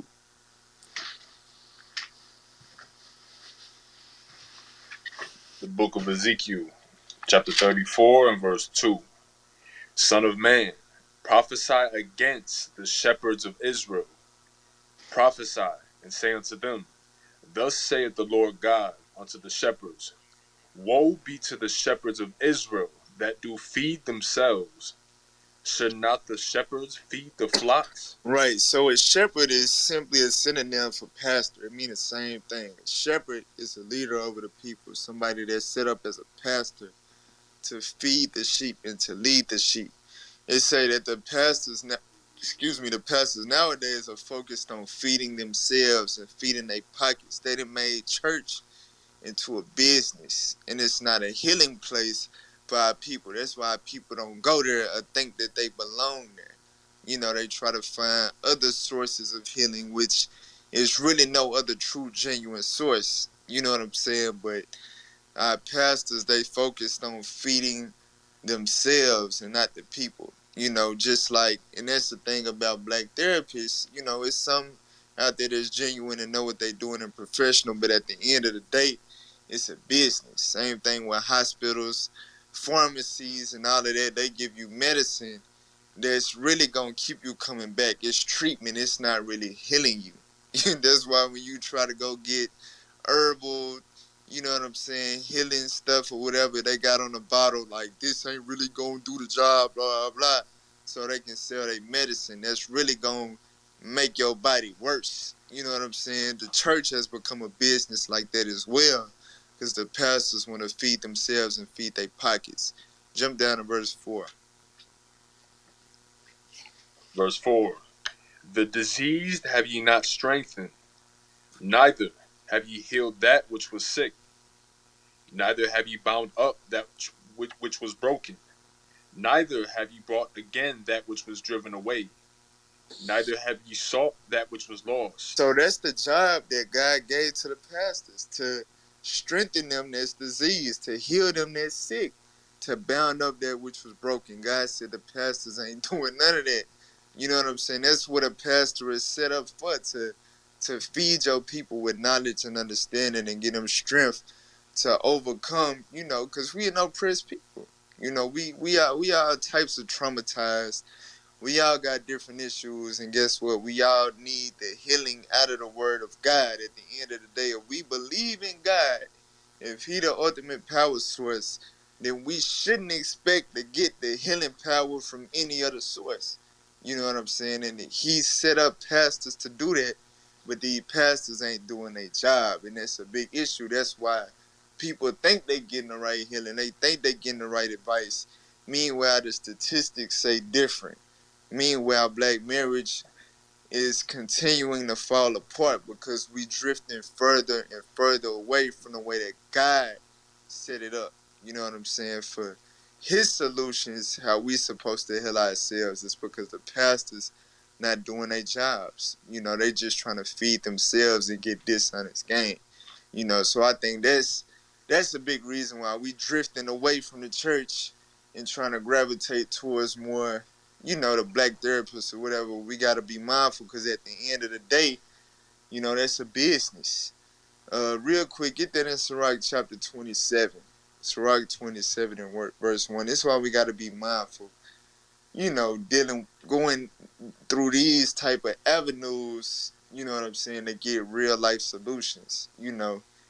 It's a business at the end of the day. You want to deal with spiritual men that's really trying to do it, for the sake of the Lord, for the sake of the love for their people, and not for a certain fee per hour. Read Sirach 27 and 1. The book of Sirach, chapter 27 and verse 1. Many have sinned for a small matter, and he that seeketh for abundance will turn his eyes away. Right. He that seeketh for abundance, meaning an abundance of money, will turn his eyes away. He'll turn his eyes away from your real issues and your real problems and tell you what you want to hear, so he can keep you coming back and keep you spending that money. Read on. Verse 2. As a nail sticketh fast between the joinings of the stones, so does sin stick close between buying and selling. Right. Meaning what? So just like when you nail something to a wall or nail something down in general, that nail, as close as that nail is to that thing that is nailing to the wall or the floor or whatever, that's how close sin is when it comes to business. A lot of times we do certain practices that require people, to, you try to bend their interests or whatever to keep them being a customer. You know what I'm saying? So that's why I really, as a spiritual person, it's not wise to trust, somebody that's getting paid to give you therapy or give you healing. You know what I'm saying? That's a business. The church is supposed to be, spiritual. It's not supposed to be somewhere where you're spending your money. But that's what these pastors have made it into. So look, if I'm gonna go to the church and the pastor gonna do a 2-hour sermon about paying tithes and they gonna hear me out when it come to my real life problems, I might as well go to a black therapist and pay them $80 an hour. You know what I'm saying? So it's, I'm telling you, man, our people, we got a lot of work to do. But that's what I feel like is a big part of the problem, man. These pastors, these modern day Christian pastors, these black ones, a lot of them ain't right. You know what I'm saying? Some of them, they trying, but at the end of the day, you know, if you're not learning your true heritage, your true nationality, what you got to do to get the kingdom of heaven, if you're not learning scriptures and getting an understanding of the scriptures, you learning more in biblical smoke than you is every Sunday, Sunday school, Sunday service, or whatever. It's just showing, hey, these pastors, they don't know what the hell they doing. And it's messing our people up. Hey, Emmanuel. Another thing too with the black pastors, normally um, when they counsel the sisters, they counsel for themselves. That's why a lot of pastors have commit adultery against their wife and they fornicate. You know what I'm saying? For the ones that is not married, they do a lot of fornication with different sisters in their congregation because they play off that. Those sisters come into them and seeking counseling, and they deal with them, opposed to how the scripture said they supposed to. Yeah, get that in 2 Timothy chapter 3. Start at 5. That's right. You got a lot of pimping pastors out here. You know what I'm saying? They'll preach our women right up out of their drawers. And a lot of women been through that and they know the church ain't right. You know what I'm saying? For real. That's a real issue in the black community, and the Bible speak on it. Read what you got. The book of 2 Timothy, chapter 3 and verse 5. Having a form of godliness, but denying the power thereof. So these pastors, they got a form of godliness. They read the Bible. They got theology degrees and all of that. They ordain ministers and deacons and blah blah blah, but they deny the power thereof. Meaning they don't fear God. They don't really believe in what they teaching because their actions is completely contrary to it. And watch what they do. Read on.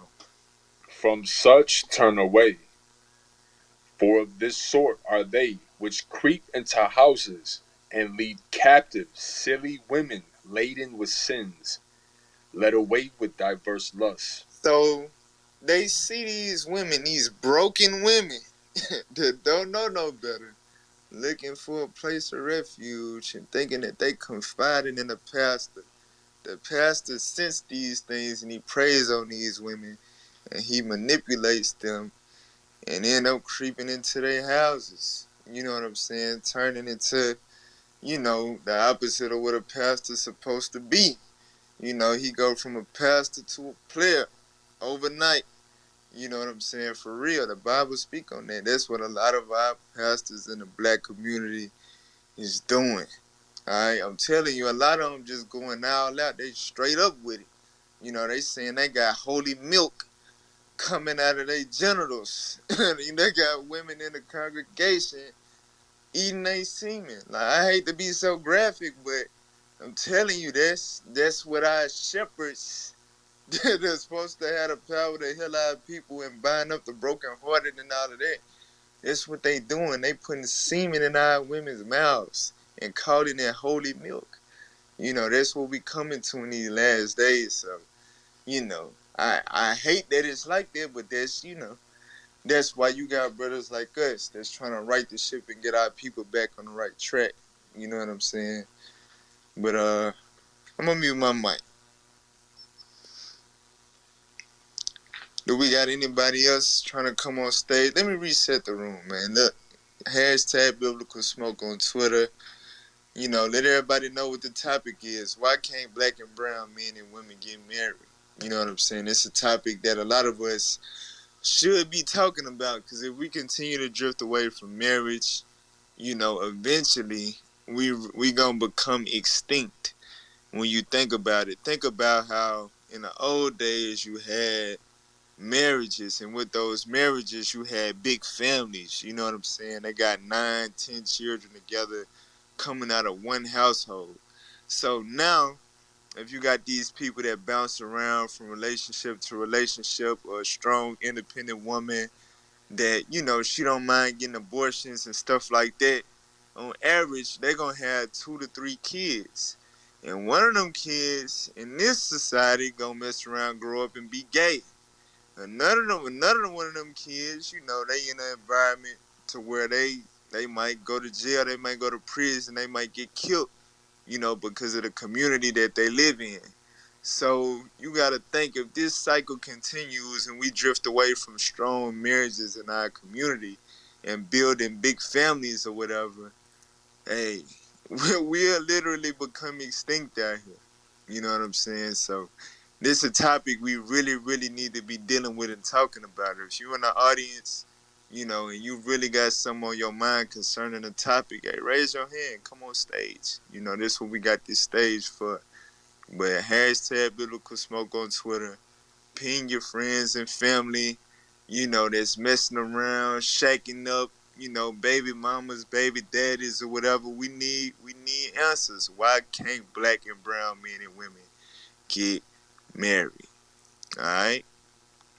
Do anybody? Okay, I see we got Sis Jamila on stage. Sis Jamila, what's your thoughts on the topic? Why can't black and brown men and women get married?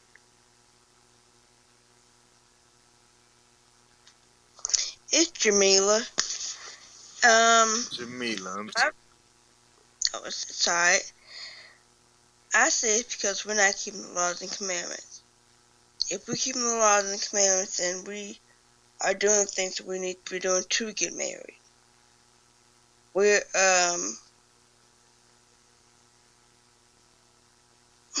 how to explain it? I honestly don't know how to explain it, but, I mean, if you follow the Lord's laws, you're doing everything you can to do what he tells us to do. And that's basically all I have to say. Okay. So it's just as simple as keeping the commandments, reading the Bible. I agree. At the end of the day, like get Romans 7:14 real quick. I know, like we don't really associate simplicity with being spiritual. The thing about it is we got a messed up conception of spiritual. You know what I'm saying? We think chakras and crystal balls and you know what I'm saying, all type of different weird stuff translation to spiritual because it's quote unquote different. But if we really understand what spiritual is, you know, it's really having a connection with the Most High God. And in order to establish a connection with the Most High God, you gotta obey His voice. I read what you got. Read that. The book of Romans, chapter 7 and verse 14. For we know that the law is spiritual. The law is spiritual. You know what I'm saying? So with that being said, if we keeping the commandments, if God say marriage is honorable, there shall be no whores of the daughters of Israel. What does that mean? That means that if you understand that you are a daughter of the Most High God, it's no way that you would give your body to any man that's not your husband. That's spiritual. Because once you lay down with a man, it says that y'all become one. So if y'all become one when y'all lay down, and then he dip and he leave, think about what that does to your spirit. That's gonna break you.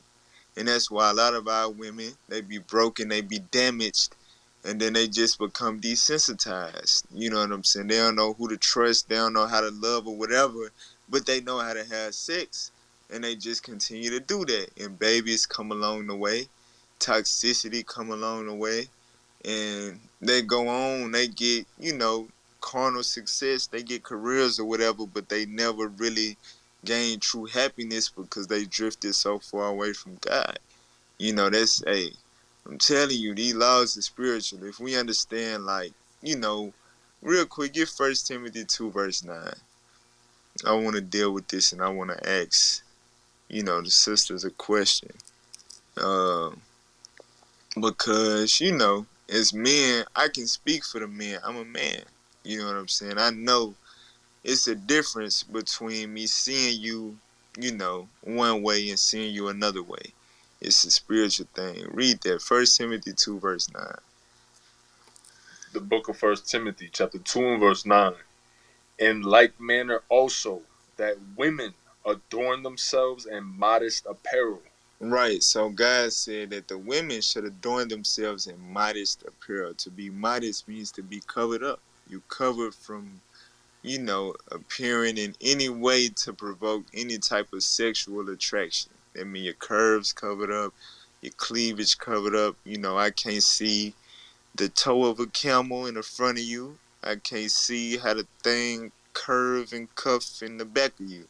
You know what I'm saying? That's a spiritual thing. So, if I can see it one way, if I can see everything, then, like I said, for men, that's just an invitation.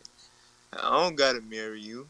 I just gotta tell you what you want to hear, and you're gonna give it to me. But if you got it covered up, you're showing me, okay, I gotta work for this. You know what I'm saying? I gotta go through a process in order to get to a certain level with that woman. It's a spiritual thing. So, Felicia, what's your thoughts on that? Do you think that the way our women dress perhaps has anything to do with, the problem with marriage in the black community?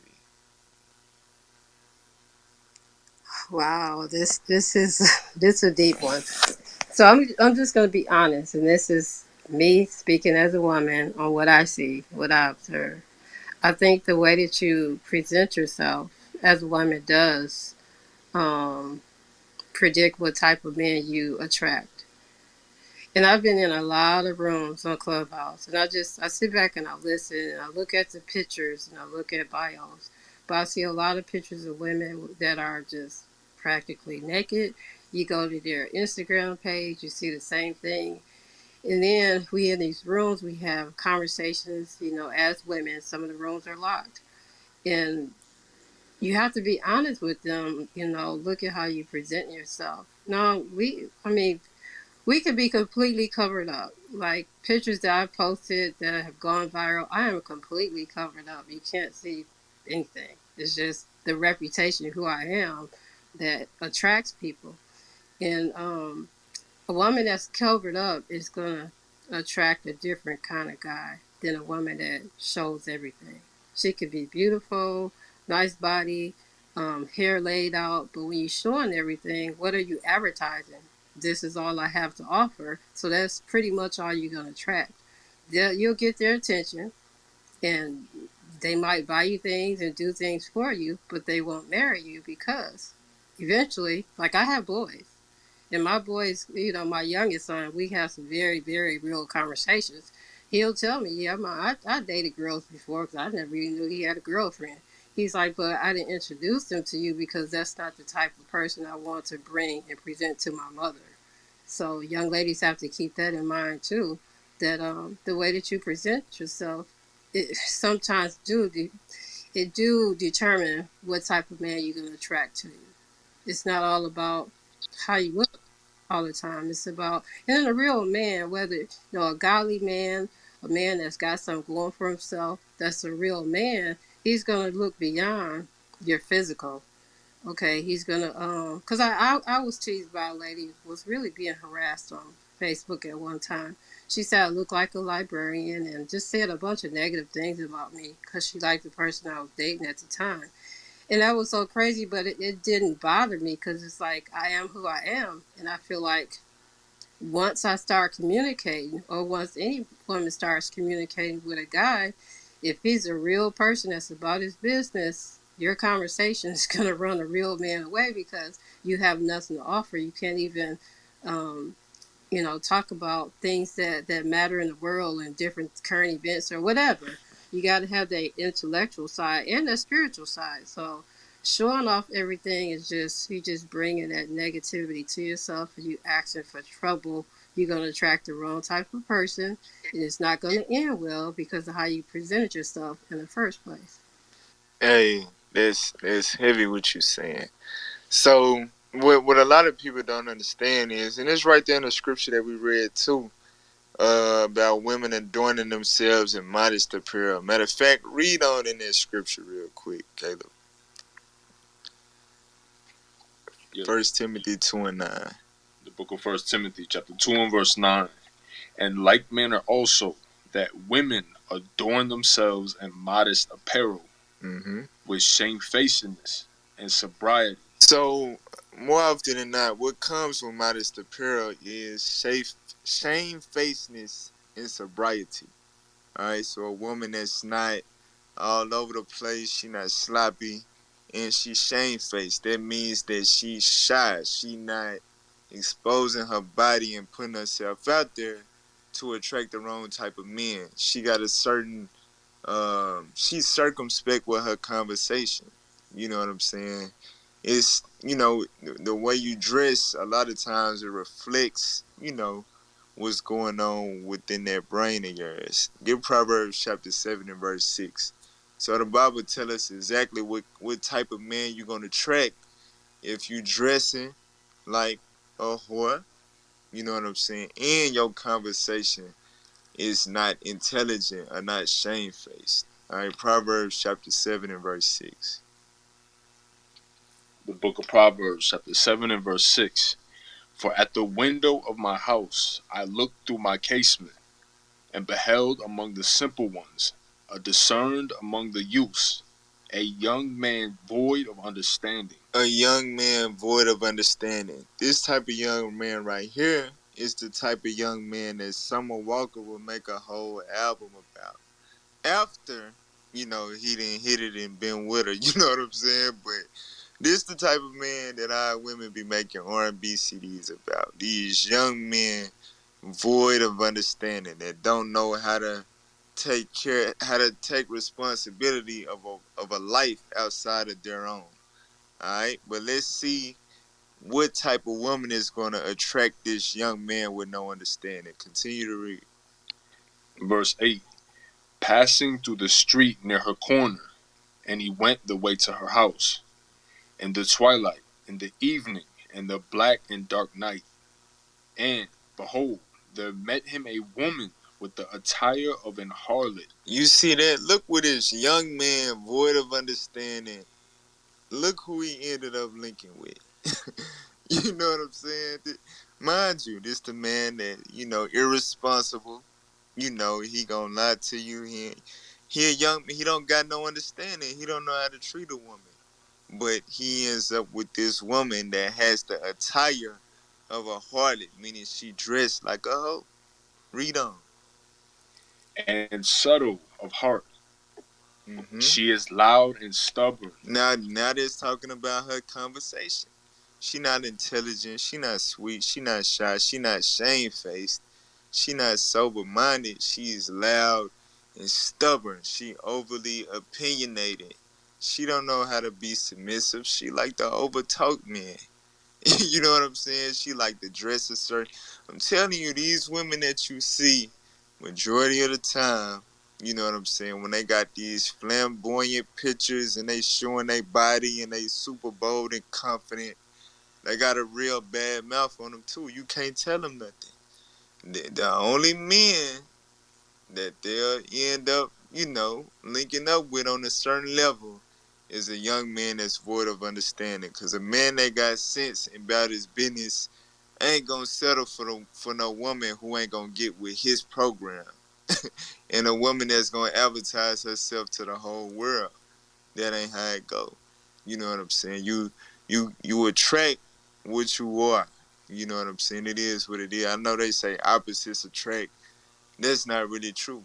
You know what I'm saying? If you out here, you dressing like a hoe, you don't know how to carry yourself as a woman with your conversation, you're going to attract a young man that's void of understanding. That's what the Bible say. Read on. Her feet abide not in her house. Mm-hmm. Now is she without, now in the streets, and lieth in wait at every corner. Read. So she caught him and kissed him. You see that? That's sneaky link. You know what I'm saying? That's right there in the Bible. So what you said, Felicia, that like, it's biblical. You know what I'm saying? I'm telling you, our women, that's a bigger issue, but it takes a woman to be accountable for that. You know what I'm saying? I know you kind of mentioned, and I don't think you was trying to deflect. You know what I'm saying? But oftentimes our women do this. We say stuff like, a real man, he not gonna, regardless of what I'm wearing, he not gonna look at me and just lust after me to try to blah blah blah. That's deflection. You got to take accountability at the end of the day. You know what I'm saying? You dress in a certain way. The majority of the men you're gonna attract, period, is men that's only focused on getting in your drawers. That's it. He not looking at you like, wow, I'm gonna put her in a nice big house and pay all her bills and make sure she's straight for the rest of her life. No, he thinking about how he gonna be pulling your hair and making you sweat your weave out. You know what I'm saying? And that's just what it is. That's real. And our women gotta start taking accountability for that. You know what I'm saying? And I'm telling you, running away from the Bible just gave us, the healing mechanism. For women to stop ending up with these young men that's void of understanding, they'll break their heart and damage them. Okay, well, how about you carry yourself modestly, shamefaced, sober, not going to the club, not in the streets, expecting to find a man to sweep you off your feet. No, that's not where you find a godly man. You know what I'm saying? But you got to be accountable. You got to stop hitting them streets. You got to stop dressing like that. You got to stop speaking like that. You got to learn how to be humble, how to be a sweet woman. And the only way to really do that, the training manual on how to become that is the Bible. You know what I'm saying? And hey, there's some as black people, we fight that thing for real. You other moderators, y'all wanted to speak on that? Yeah, I just wanted to say something based on what Felicia said. Uh, Felicia, is that I'm saying your name right? Felicia? Yeah, Felicia. Yeah, Felicia. I just had a question for you. Remember how you said your son he actually he dates women, but he said he would not bring one of them home because that's not the kind of woman that he wants to bring home to you. That's what you said, correct? Yeah, he was in high school. He's 19. Okay. So now this is my question. These young women that are learning how to be hoes and thoughts, where are they learning this kind of behavior from? Social media, watching all this craziness on TV. Sometimes they get it right there from home with their mothers because that's what they see. Okay, good. So now, if the problem is the social media, which is the adults, which is the video vixens and the Instagram models that they're watching, those are adults. That the music that they listen to, those are adults acting like hoes. Uh, wouldn't it be great for the adults to actually teach the women how not to behave? Yeah, in the ideal world, definitely teach my daughters. I have three daughters and two sons, and yeah, I was very strict on all of them. So Not, now, yeah, the reason I'm saying this, if you notice that you say you teach your sons and your daughters, right, and that's the biggest problem among the black community. Let me get Leviticus 19 verse 17. I'm gonna show you something. That's the biggest problem among black and brown community, nationwide. Read that. The book of Leviticus, chapter 19 and verse 17. Thou shalt not hate thy brother in thine heart. Thou shalt in any wise rebuke thy neighbor and not suffer sin upon him. That's the part that we refuse to do. Like women, we need a lot more of our sisters who have the right mind on how to cover up, how to carry themselves as a woman, not a thought, not a hoe, not a video vixen, not an IG model. We need not a bad B, not a boss chick. We need the older woman who knows how to do those things to actually start putting those kind of videos or social media, anything that's out there. It's time for you guys to stand up. The same way the hoes, the thoughts, the video vixens, the IG models, they come at our young women boldly. No questions asked, no authority. They just come boldly at our young women. It's the same way you guys have to start stepping up and using that same force to show them, look, we're not doing this. We're not taking that anymore. You understand what I'm saying? Let me get that scripture in Titus 3. Titus 2. Yeah, Titus 2 or 3. I'm talking about the age women. Because it's very important. It's very important that we start showing love to our young sisters that's out there. Not only your daughters, but that you be a daughter. You be a mother to all the daughters out there. Read that. The book of Titus, chapter 2 and verse 3. The aged women likewise, that they be in behavior as becometh holiness. So now when you got yourself together, like you said that one lady who was making fun of you, calling you a librarian just because she liked somebody else that you was talking to or whatever. It's like for her to say those kind of words is because your whole she looked at the way you look.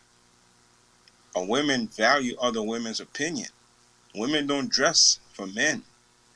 No matter how much stuff they wear, the eyelashes, the hair, the shoes, the purse, the dress, they don't do that for men. They do it for attention. But most definitely, they like to hear other women's opinion. That's why they compete with their hair. They compete with the eyelashes. They compete with the nails. They compete against each other because they're looking at each other. Read that scripture again. The book of Titus, chapter 2 and verse 3. The aged women likewise, that they be in behavior as becometh holiness, not false accusers, not given to much wine, teachers of good things, that they may teach the young women to be sober, to love their husbands, to love their children, to be discreet. That's the part I want. So it says, you see how the aged women, the women who know better, they're the ones who have to start stepping up. We need a lot more of our women that knows the right way, that knows, look, this is, we're not thoughts. Black and brown women, we're not hoes. Like, when you think about a hoe, you do not think about a white woman, a Chinese woman. You don't think about them. You do not think about an East Indian woman. You don't think about an Australian woman. When somebody uses the word thoughts, hoe, video vixen, twerking, we only think of our sisters, our black and brown sisters. That's it. That's what pops in our mind. It's the same way Damn. with the men. It's the same way with the men. When you think about thugs, you do not think about Asians, white, Chinese, Filipino, you only think of black people because the image has been destroyed. And just the same way we on here, we push the image of being a true man, a real man. Stop sagging your pants. Stop whoring out your sisters. Take care of your family. Go to work. Get a damn job. Stop trying to hustle. We push that on our men. Now we need our women to do the same thing for the sisters that's out there. You have, like you said, you have a lot of followers. You have people who follow you because of who you are. Now you have to start addressing the problem that's causing your own son to say, "I'm not marrying these women," because that's a big problem. And men, your son grow up. Eventually, he'll find a godly woman if he himself carries himself to be a godly man. But a lot of men out there, they grow up. I mean, young men, they grow up 20, 25, 30, 35, and they're like, man, I really can't find any women out there that are worthy of marriage. Now I must search outside of my race. We done? Verse 4. Read verse 5 again. Yes, sir. Verse 5. To be discreet, chaste, keepers at home. Now the chase part, right? This is what chase mean: abstaining from extramarital or form all sexual intercourse. That's what chase mean. Our sisters do not do that. They're not trying to be chaste. They just, everything about them, like you said, you go on social media, they come on here, this like the only thing they have is booty, breasts, twerking videos. It's like, that's what you're promoting. If you're promoting that, that's what you're best for. You're best to be used for sex, and that's the sad part. How can I know for sure that if I try to have a relationship with you according to God, do it the right way, that when you have my child, that my child will be secure in your hand. I have no confidence in you. So therefore, I'm gonna take your video. I'm gonna share it with other brothers and homies. That's what they do in the world. That's what they do. They don't just watch those videos and say, "Oh snap, look at that, a nice young lady." No, they share it and say, look at this hoe over here. Look at how she twerking. Oh man, I would love to beat that thing up." Like, really, women, do not fool yourself. When you dress in a manner that attracts sexual attention, that's who you are, a sex object. You become a sex doll.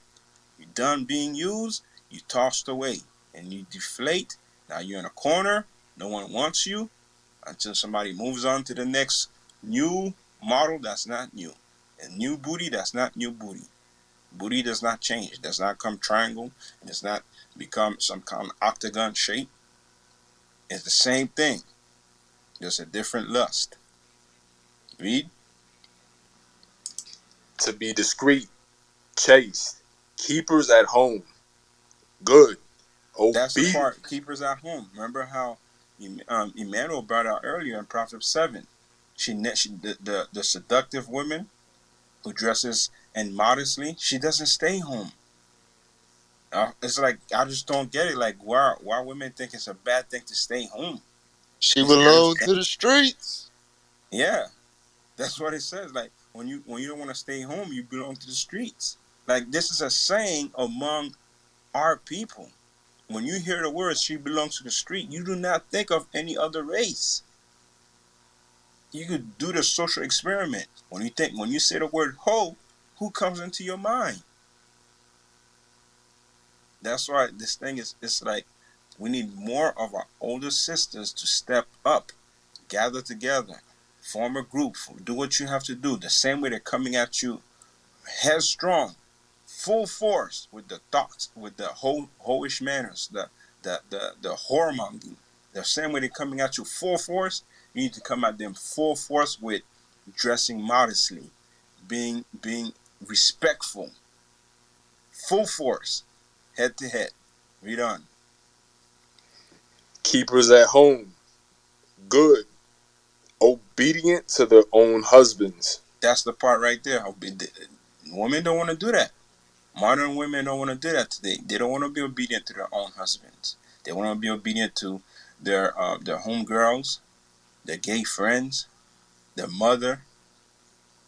Obedient to their own husbands. The man has to lead. If he leads you, if you're feminine enough, he will definitely protect you.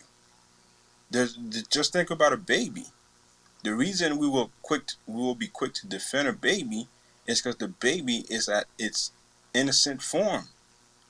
A baby's innocent form, that's their defense mechanism. Anytime you hear someone hurts a baby, you call that person evil, because if the baby looks like a grown person, like a grown man, full beard, you won't feel the same way towards the baby. The same with old people. When somebody hurts an old person, you're like, no, this you should not be doing that. The person's old because the way their body looks is fragile. That's their defense mechanism. A woman's defense mechanism to make a man stand up and wants to fight for her is her beauty, the way she carries herself, her innocent, her woman-like manners. That's her defense. A damsel in distress. Damn right, I'm gonna save you. But if you fart, you loud, you just burp, you talk about how much money you making, like you acting like a man. What the hell am I gonna protect you for? Why would I don't feel no kind of way like that for another man. I don't feel like there's a man in distress. No, obedient to their own husbands. Read. That the word of God be not blasphemed. When they act like that, they blaspheme the word of God, because a lot of them will come around and say, I love God. I love Jesus.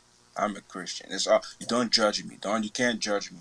A lot of them will blaspheme the word of God. But God is giving the ingredient on how our women should carry themselves to have a beautiful black and brown marriages, not black and brown abuse, not the baby calling another woman a side chick. When you think of side chick, who do you think of? We should. That's the problem. You guys have to start stepping up and go full force. I mean, my mic. Bruh, you going in, bruh. I gotta lay 'em back up for you with a couple real quick. I guess Psalms 44 and 14. You made some excellent points, bro. The most what he said about, when you think of thoughts, hoes, throat babies, when you think of all these new derogatory terms and stuff like that, even niggas, gangsters, stuff like that. When you think of these derogatory terms, majority, look, you only think of our people. You know what I'm saying? These terms literally belong to us. It's a part of our culture when it's derogatory.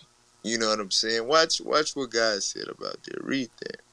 The book of Psalms, chapter 44 and verse 14. Thou makest us a byword among the heathen. A byword among the heathen. So the us is talking about the Israelites, God's chosen people, a prince or a princess that got power with God. That's your God given name, your God given nationality. So why we being referred to as thoughts? That mean that hoe over there. That don't mean that princess over there. That chosen vessel of God over there. That means that hoe over there. That's what that means. that's the titles that we wearing as a nation of people, pertaining to our women, pertaining to our brothers. Alright? God said he had made us a byword among the heathen. Read on. A shaking of the head among the people. A shaking of the head among the people. You know, when you just examine social media, world stars, stuff like that, the people, the antics that our people done, you know, even with the music business, when we rap about, you watch just a random rap video, you know what I'm saying? You see a grown black woman, you know, that's old enough to be a wife, to be a mother, you know what I'm saying? She just naked, just throwing her behind all over the place in front of a camera. You know what I'm saying? Just imagine that you a son or a daughter of a woman that's in a popular music video shaking your majority naked body. Think about the damage that they can do to a child growing up. Like, that's the legacy that you leaving as a mother. That's a shaking of the head. You can't do nothing but shake your head at stuff like that. And that's what's going on with our people. You know, that's why we got to wake up, get Isaiah 32:9. Like he said, our women should be going full force to try to right this ship. You know what I'm saying? Because young women, they learned this behavior from the older women, from the generation before them. And it's only going to get worse. This what we got to do, sisters. Read that. The book of Isaiah, chapter 32 and verse 9. Rise up, ye women that are at ease. God said, ye women that are at ease, y'all need to rise up.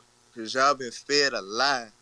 Y'all been fed, the liberal nonsense, the strong, independent woman narrative. You get all these good jobs, you got all these degrees and titles that's vain and meaningless, and it's unproductive to the rebuilding and reconstructing of your nation. Your nation is actually falling apart as you becoming more and more at ease in this American society. God said, you need to rise up. Look at what's happening to your younger women. Look at what's happening to relationships in the black community. These are your offsprings. These are coming out of your womb. This is what you breathing. You should see this stuff and want to rise up and make a difference. Like he was saying, full force. You should be teaching these young women, getting on them about how they need to dress, how they need to respect men and respect themselves. Don't look for a nigga. Don't look for a boyfriend. Don't look for somebody to hit it. You look for a husband. Somebody that's going to love you and guide you to get closer to God and guide you to the kingdom of heaven. Provide for you and love you in righteousness and not hold you out. You know what I'm saying? Our women got a big responsibility. Y'all got to rise up. You know, America done got y'all at ease. Y'all got good jobs, nice cars or whatever, but your community is in turmoil right now. Read on. Hear my voice, ye careless daughters. Read. Give ear unto my speech. Many days and years shall ye be troubled, ye careless women. Ye careless women. So, you know, we talk about stuff like this. We bring these type of scriptures out. We deal with these type of subjects. And a lot of our women suck their teeth. You know, they claim that they happy with the life that they chose. And, you know, we don't need to listen to that Bible. It's outdated or whatever.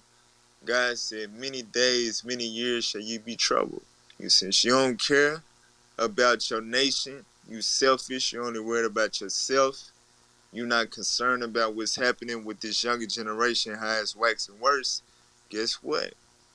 You know what I'm saying? Many days and years shall ye be troubled. That's why Kevin Samuels got the platform that he got. Because you got women, black women that live their best life in their 20s and 30s. You know what I'm saying? They was queen sluts and made all type of money and dealt with all type of men. And now they getting old and now they realizing what they should have valued. You know, meanwhile, their daughter already in the midst of repeating their cycle. But now they 40 and they sitting there like, damn, I'm lonely. And the type of men that I used to have sex with, you know, now I want to get married by them and they don't want me because now I'm old. Now I'm out of shape. You know what I'm saying? I got kids. don't know high value man want to put himself in that situation. When it's young, beautiful women they can see and they can mold to get their head on right. You unmoldable now. You see what I'm saying? That's why a lot of our women going through what they going through. And they trying to get advice from Kevin Samuels. And he ain't got nothing for you. Except hit the gym, get your dress size down. That's about all you can do. You know what I'm saying? For real. Our women going through it right now. And then for those who don't think that they are, okay, just wait till you 40, 45, and all you got is a damn dog in a condo. You know what I'm saying? And you looking at social media, other people, you know, married, happily married, traveling, living a good life like you could have. You know what I'm saying? Like Pentecost said, our women, y'all gotta rise up. Y'all gotta go full force to right this ship. Cause as long as our women giving it up easy and, you know, living life without boundaries when it comes to their body, I'm telling you, men ain't finna be running around marrying y'all like that. Marriage finna go out the window and y'all gonna suffer, you know. Hey man, can you What's hear up? me? Yes, sir.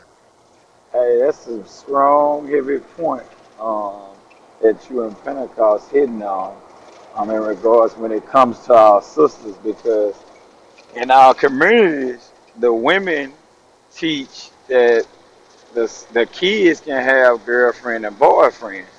So after the kids date for so long, like the sister said, her son was like he wasn't bringing the sisters that he's basically dating with to the house.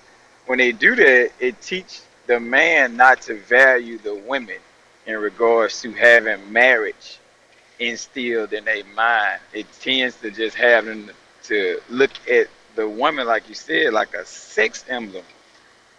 And that's another reason why when Pentecost hit on it, our nation of men, when they get, like you said, a high value men of all nations, that's why we tend to date outside our race, which is another reason why the black and brown men and women can't get married, because we don't value marriage when we look at each other as a nation of people. We see sex and that's it. And that ain't how it should be. And God tells us about that. Give me Tobit 4 and verse 12. That's another segue of whoredom. You know, you have men that sleep with a lot of women, women sleep with a lot of men. And then you have spiritual whoredom, which not going, not serving your God, serving other guys, which this leads right into marrying outside of your race, other nations of women and other nations of men. But read that. The book of Tobit, chapter 4 and verse 12. Beware of all whoredom, my son, and chiefly take a wife of the seed of thy fathers. It says, take a wife of the seed of thy fathers, of your own race. And because of our brothers and sisters have been dating and sexing each other since an early age of having boyfriend and girlfriends in elementary school, all the way up into high school and into college, of just having sex, going from woman to woman, going from man to man.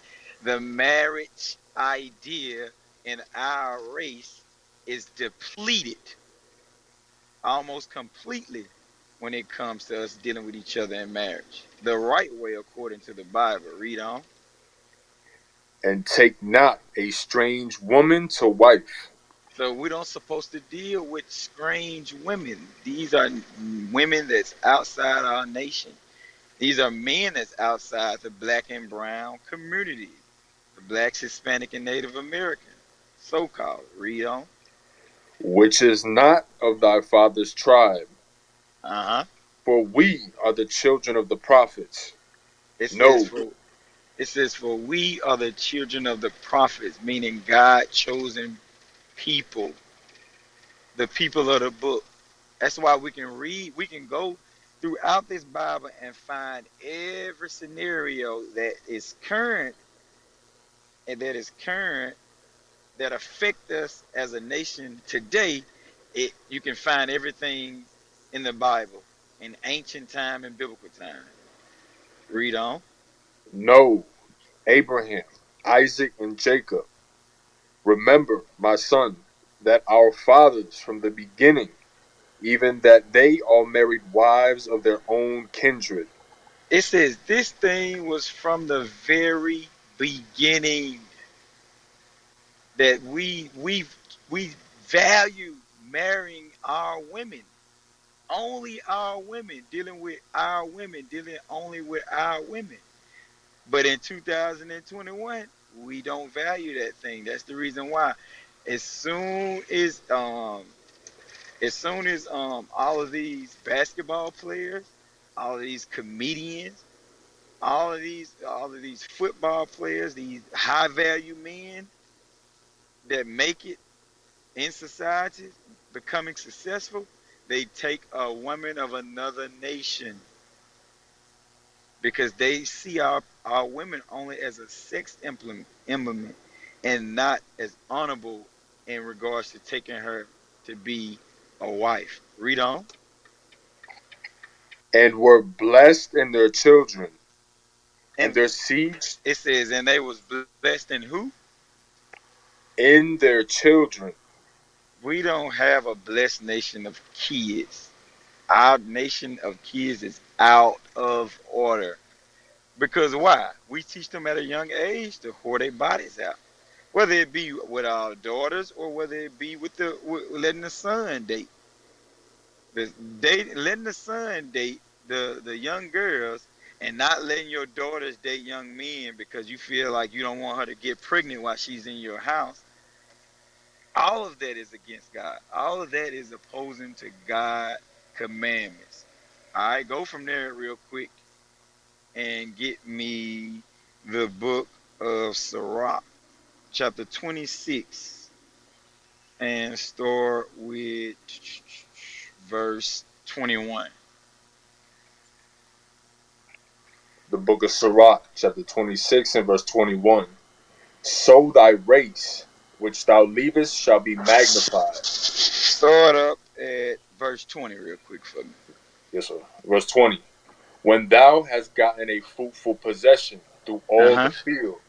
Through all the fields. So God is basically making a similitude by planting seed in the field and comparing it with sowing your seed in a woman. Read what you got. Sow it with thine own seed, Sow it with thy own seed. Read. trusting in the goodness of thy stock. That's stock, meaning you're a nation of people. Read on. Sow thy race. So that what? Sow thy race. Letting you know that seed is going into planting your seed of copulation, as you read about in Leviticus 15:16. Read. Which thou leavest shall be Uh-huh. magnified. Our nation of people ain't magnified in the days. The only reason why other nations marry us, because you don't find too many rich white women marrying no poor black men. But you find a lot of all black men that's successful marrying these um, white women and all these Asian women. And guess what? They barely made it out of high school. Why is it? Because they don't value. Because we don't value. We don't start having our men to value our women at an early age. So that's the reason why the black and brown community is at odds with each other when it comes to marrying one another. I mute my mic. Yeah, bro, you going in.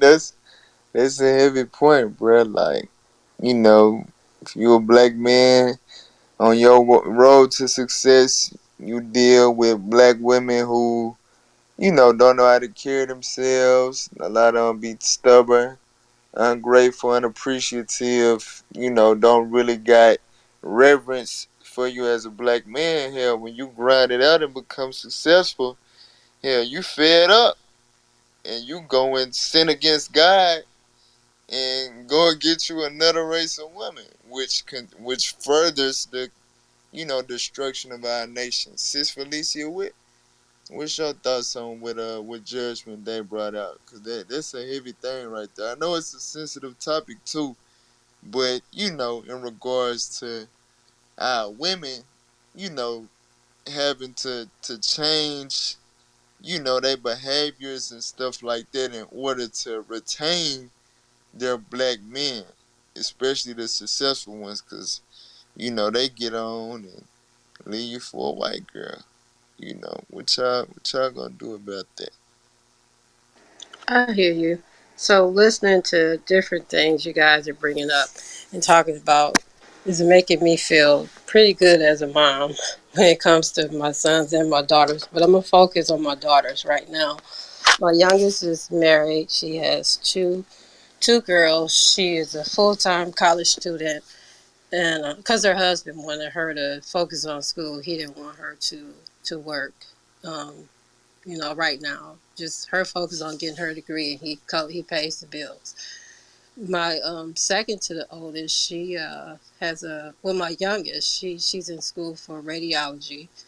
Her husband is skilled trades, and they have a beautiful marriage. I mean, wow, they like in their early 20s, and I'm just so impressed just watching them. My second to the oldest, she's dating, but she put her career first in the beginning. She was pre med at first and ended up getting a degree in biochemistry. She's dating, and I'm sure they're going to be getting engaged pretty soon. My oldest is dating. She has two boys. She just left her job of 15 years and went into a whole new field, walked into it as a supervisor, doing well. As far as the way that they respond to the men, like my daughter with her husband and the other two with dating, very respectful. They're not loud and outrageous type people, very modest in the way that they dress. So speaking to what you guys were talking about before, when you were talking about older women need to step up and all that, I am. I am a mentor to a whole city of girls. We talk about everything. We talk about dating. We talk about the way that they carry themselves. Because our relationship is so strong and so tight, I can say things to them that other people can't say. It's in a respectful way, but just getting them to see that maybe you're attracting a certain type of boy because of how you carry yourself. And they always talk about the way that I dress because I have long sweaters. I mean, I'm 53. I don't look like it, but I am. I'm in very good shape, educated, um, doing pretty well for myself in the beginning stages of a relationship.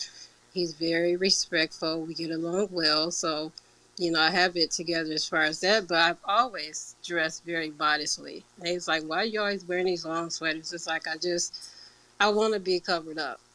you know, at times when I was coaching, I had on jogging pants and things like that. Of course, they can see the way that I'm shaped. But it's just the way I carry myself, and that's the way I raise my daughters. And the girls that I work with, these are inner city girls that might not have that example at home. So I try to be that example for them. Yes, you read my bio. Yes, I have a degree from Purdue. Yes, I go to Harvard Kennedy. But that's what I chose to do because those were some goals I had for myself. Not to impress anybody. It was something that I've always wanted to do for myself. And I don't even lead with that when it comes to dating. But those are the things that the girls are looking at. She's educated. I have my own business. I resigned from my job back in June, jumped all in with this entrepreneur, thing, and going to school full time, graduated with honors, first generation. So I have, I feel like I've tried to be the example for them, the way I carry myself, my intellect, the way that they should carry themselves. We talk about dating, we talk about financial literacy. And the next step that I've taken is I'm starting a leadership program for girls, and they're going to be fourth and fifth graders, and it's going to be a longitudinal study for my PhD, where I will, offer all that I can for them: financial literacy, etiquette, all those things, how to carry themselves. We'll do communication, all those things. So when you said that the older women should reach back and help the younger women, that's exactly what I'm doing. Um, just sitting back watching and seeing how they are and how they think and the way that they carry themselves. I decided to do that 3 years ago when the kids, actually 4 years ago, when the kids had just graduated were freshmen. Um, that's when I decided. And then the girls program that'll launch sometime in February. I'm just kind of putting it all together. So there are some of us out here that are doing the work, but we can't do it alone. So I'm just trying to recruit other women, like-minded women, to get on board. And it might start right in this room, collaborating with women in this room, and we can make it happen. But it is happening. It's just not enough of us doing it. Hey, Miss Felicia. Quick question.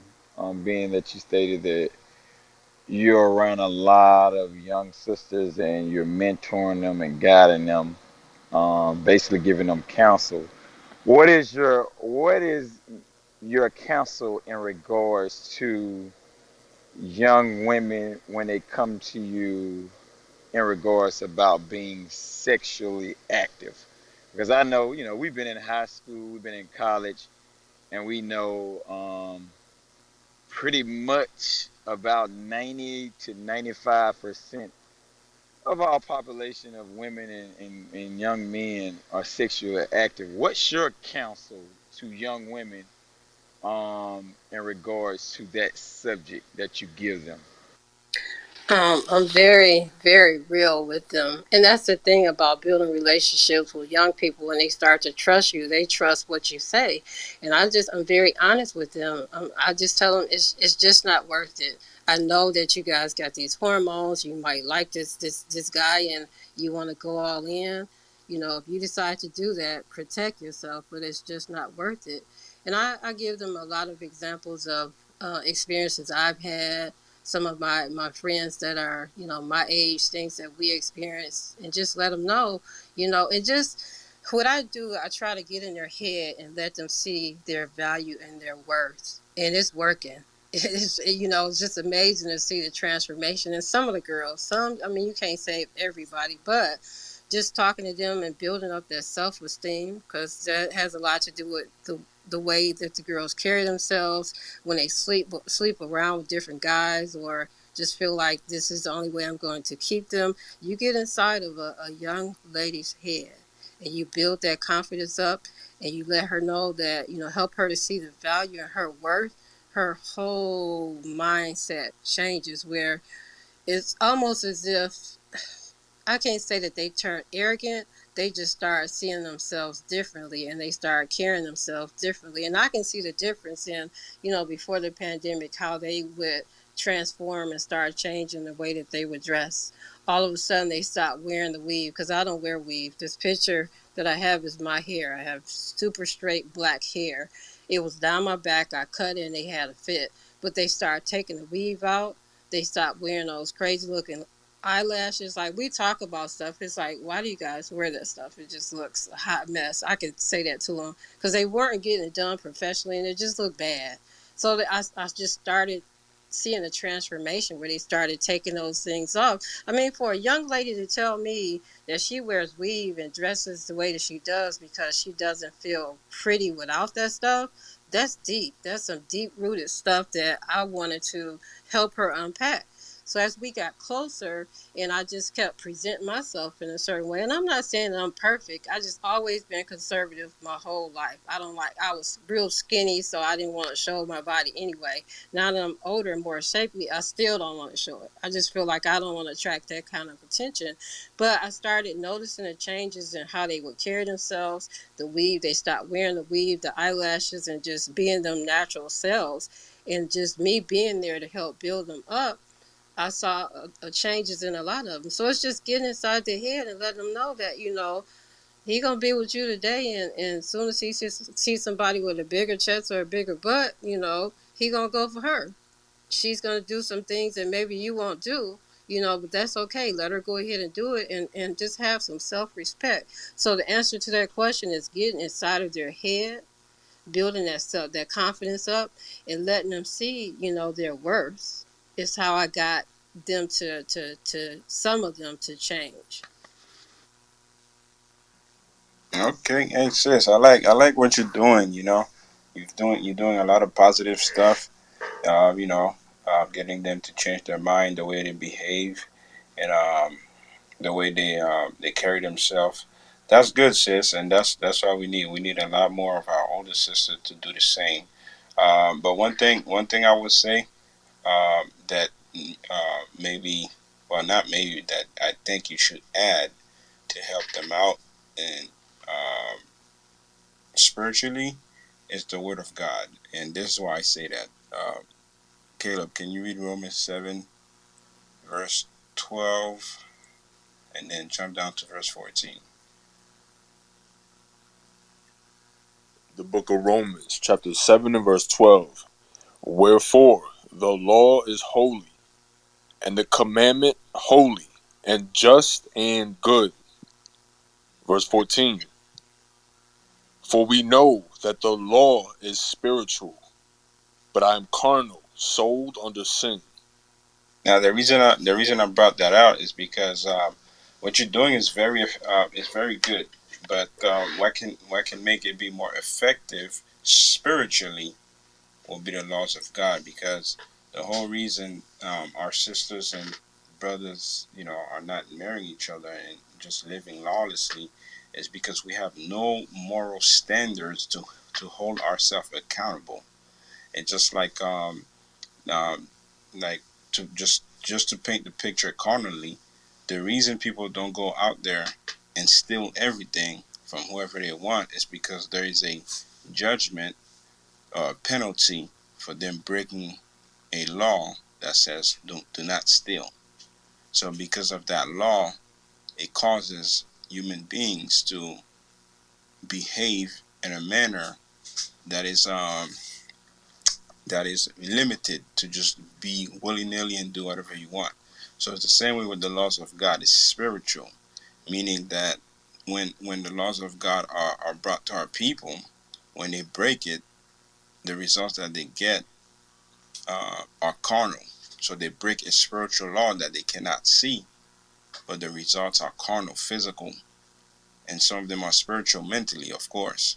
So, so um, to add to everything that you're doing, add the laws of God, the Word of God, because it's spiritual.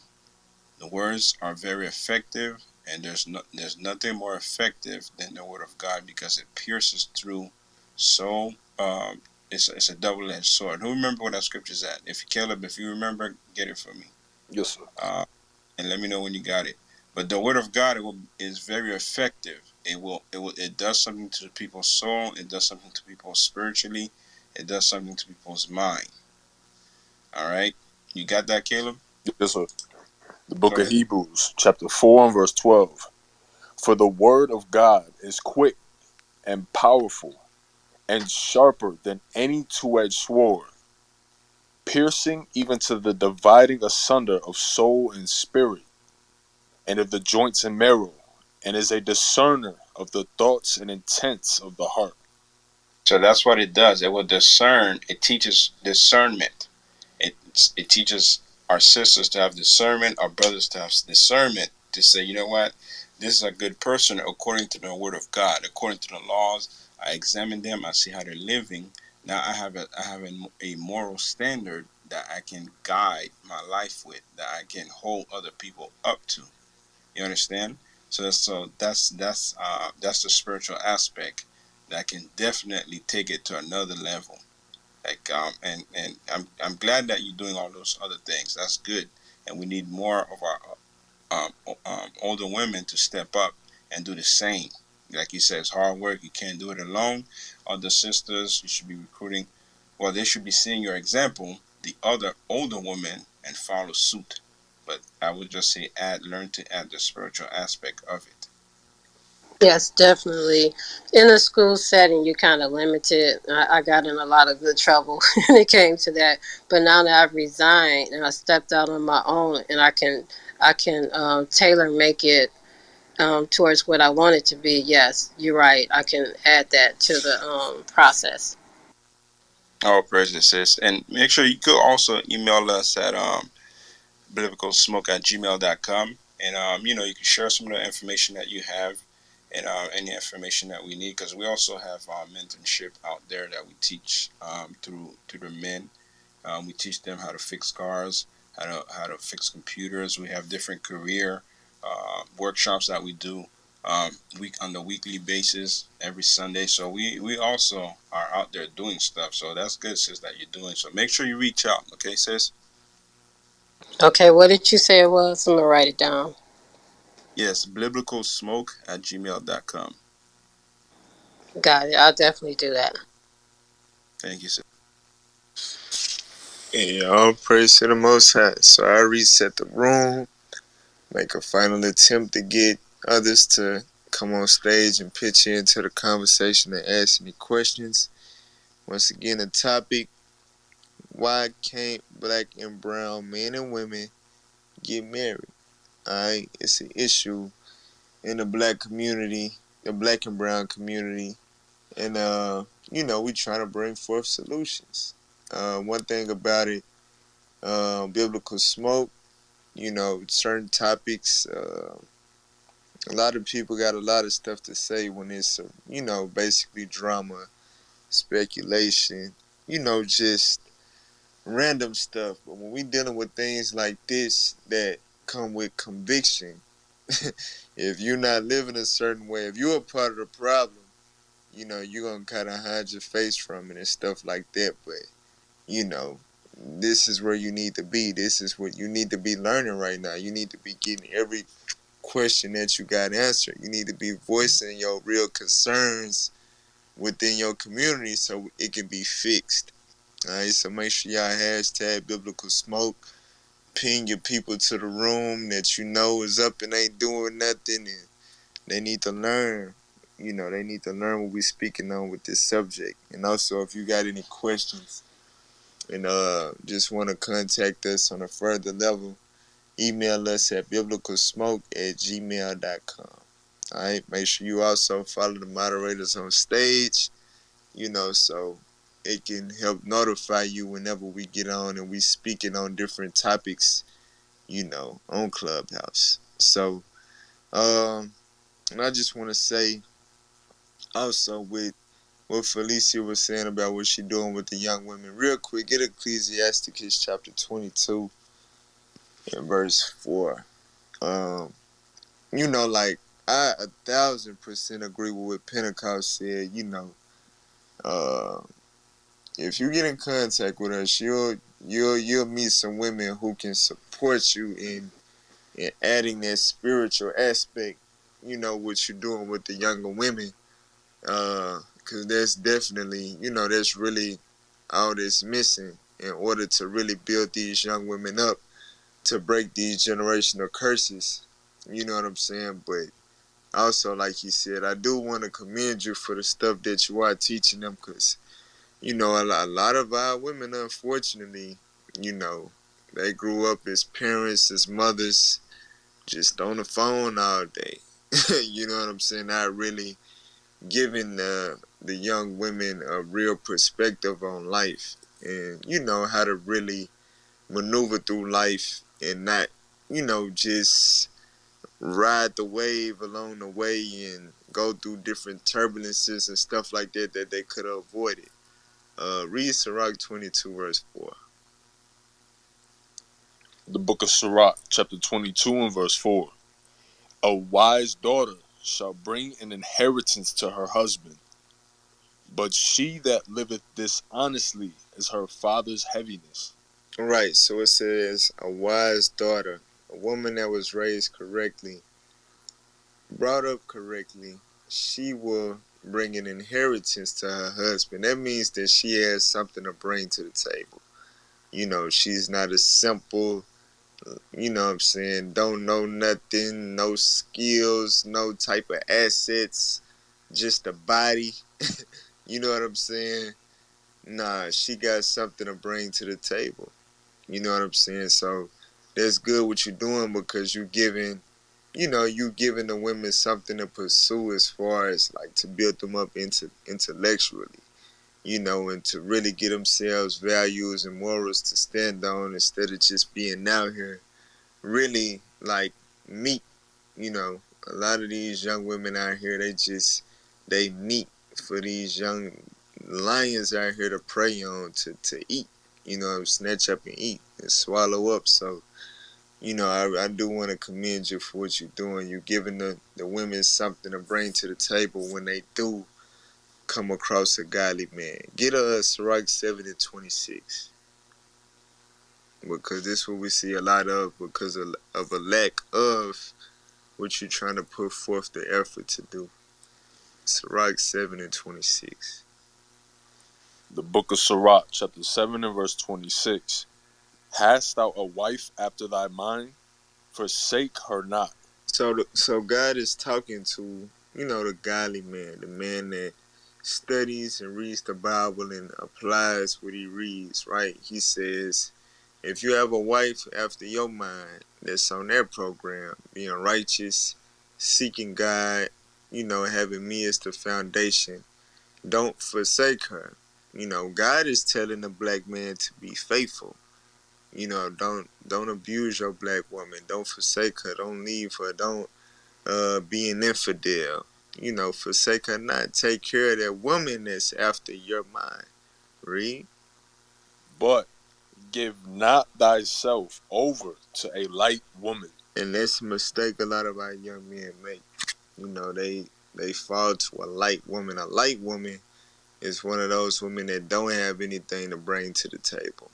You know what I'm saying? And unfortunately, it's not only just the misguided women in general that just grow up and just throw their body around to get what they want, but you got some light women that got degrees and they part of all type of sororities and stuff like that, but they don't have that spiritual foundation, that connection with God, them strong morals and principles that they need in order to, break the generational curses when it comes to being a righteous wife, a righteous mother, and really building a household like the scripture says, a wise woman buildeth a house.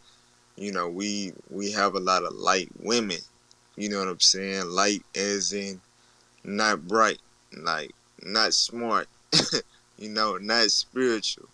Light women. So, like I said, I just want to commend what you're doing to try to build the young women up. We definitely need more of that in our community.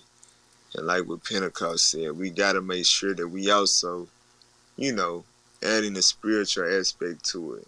At the end of the day, God is our power source. We are God's chosen people. We the light of the earth. So we need the plug. In order for our light to be lit, we need the plug. God is the plug. He the power source. So we got to get back to that. Without that, we won't prosper. So once again, if anybody on stage got any questions, comments for the moderators, you know what I'm saying, bring it forth. If you in the audience, you got something to say, you got a comment, you got a question, and now is the time to make it happen. Uh, you know, hey, if any of you moderators got something to say, something to bring out before we close out, go ahead and bring it out. I got nothing to say. Judgment Day, good.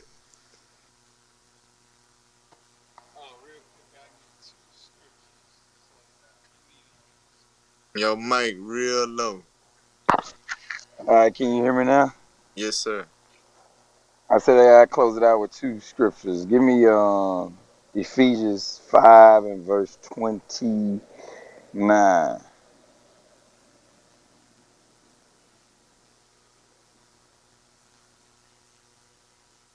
The book of Ephesians, chapter 5 and verse 29. For no Uh-huh. man ever yet hated his own flesh, but Uh-huh. nourisheth and cherisheth it, even as the Lord the church. It says, no man. The reason why I'm hitting back on this because I asked Miss Felicia, what does she teach the young ladies in regards to when they're talking about being sexually active? So, and the brother added that everything that you teaching them is good, but you got to add the scriptures. So here's two scriptures that I'll leave you with in regards to dealing with the sisters in that manner. So this one it says, but nourish and cherish. You're supposed to nourish and cherish their bodies. So we got to teach the sisters to cherish their body, to withhold sex from these men until they are ready to be married. Until the man is showing qualities that he can basically take care of himself, not only himself, but a family before he even starts to deal with that sister on that level. They have to go through a proving stage first. But we got to teach all sisters to value their bodies, not going out twerking, not showing all their access, their camel toe. You know, showing them how to dress, like you said that you already was teaching them. From there, go to First Corinthians. You do 3:16. The book of First Corinthians, chapter 3 and verse 16. Know ye not that ye are the temple of God, and that the Spirit of God dwelleth in you? So with all black and brown sisters, with the so-called black, Hispanic, and Native American sisters, the temple of God is very, very important. You don't put anything in the temple of God. You don't indulge in it with anything when it comes to the temple of God. It's sacred. It's supposed to be sanctified. It's supposed to be holy and pure. That's the same way our sisters supposed to have a certain level of respect when it comes to their body, because their body is the temple of God. This vessel that we in, it's us renting it until we basically be put to sleep. And we'll get our immortal body by keeping the commandments, the body that won't perish, that won't be made of flesh. But in this time frame, we still supposed to make sure that we are cherishing our body and making sure that we're not indulging in any and everything. That's the reason why we're the only nation that can't wear what we want to wear, can't eat what we want to eat, can't dress how we want to dress, can't think how we want to think. You know, we got laws that govern behavior, that govern how we supposed to deal with each other on all levels. Read on. Verse 17. If any man defile the temple of God, him shall hmm God destroy. So For as the many ways you as many ways you can defile the temple of God. One way is dealing with other nations. Another way is having sex out of wedlock before marriage. You know, another way is basically, pumping drugs into your body, defiling your body by smoking cigarettes, with toxins, things that's going to basically cause you to be put to death faster than you would normally would be put to death by God. So we got to keep in mind that our sisters, teach them to value and cherish their bodies and let them know that their body is the temple of God. With that, I mute my mic. All praise to the Most High. Joseph, you got anything?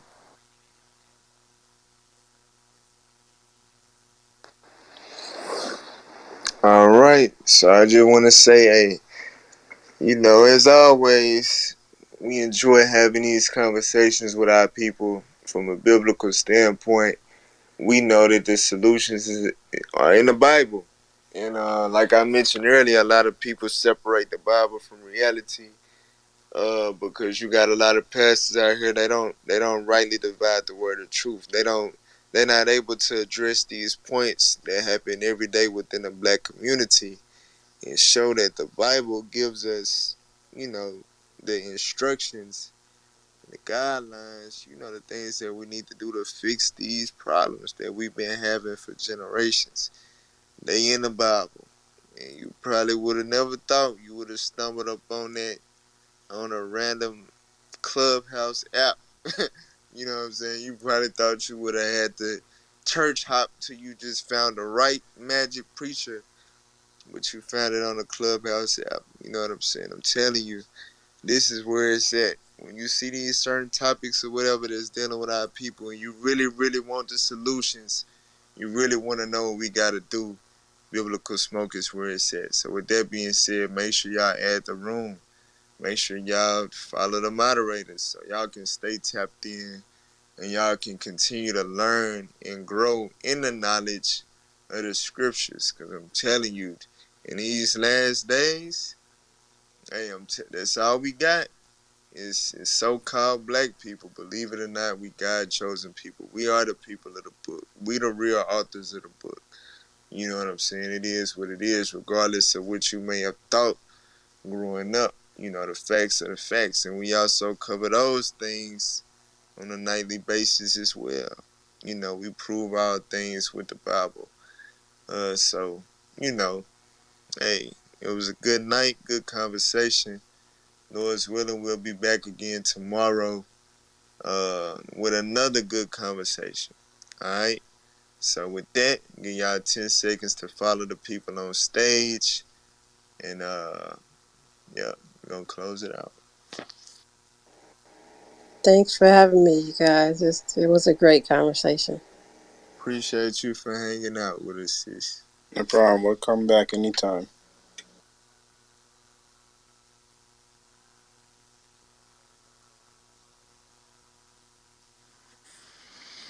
All right, with that, we say shalom.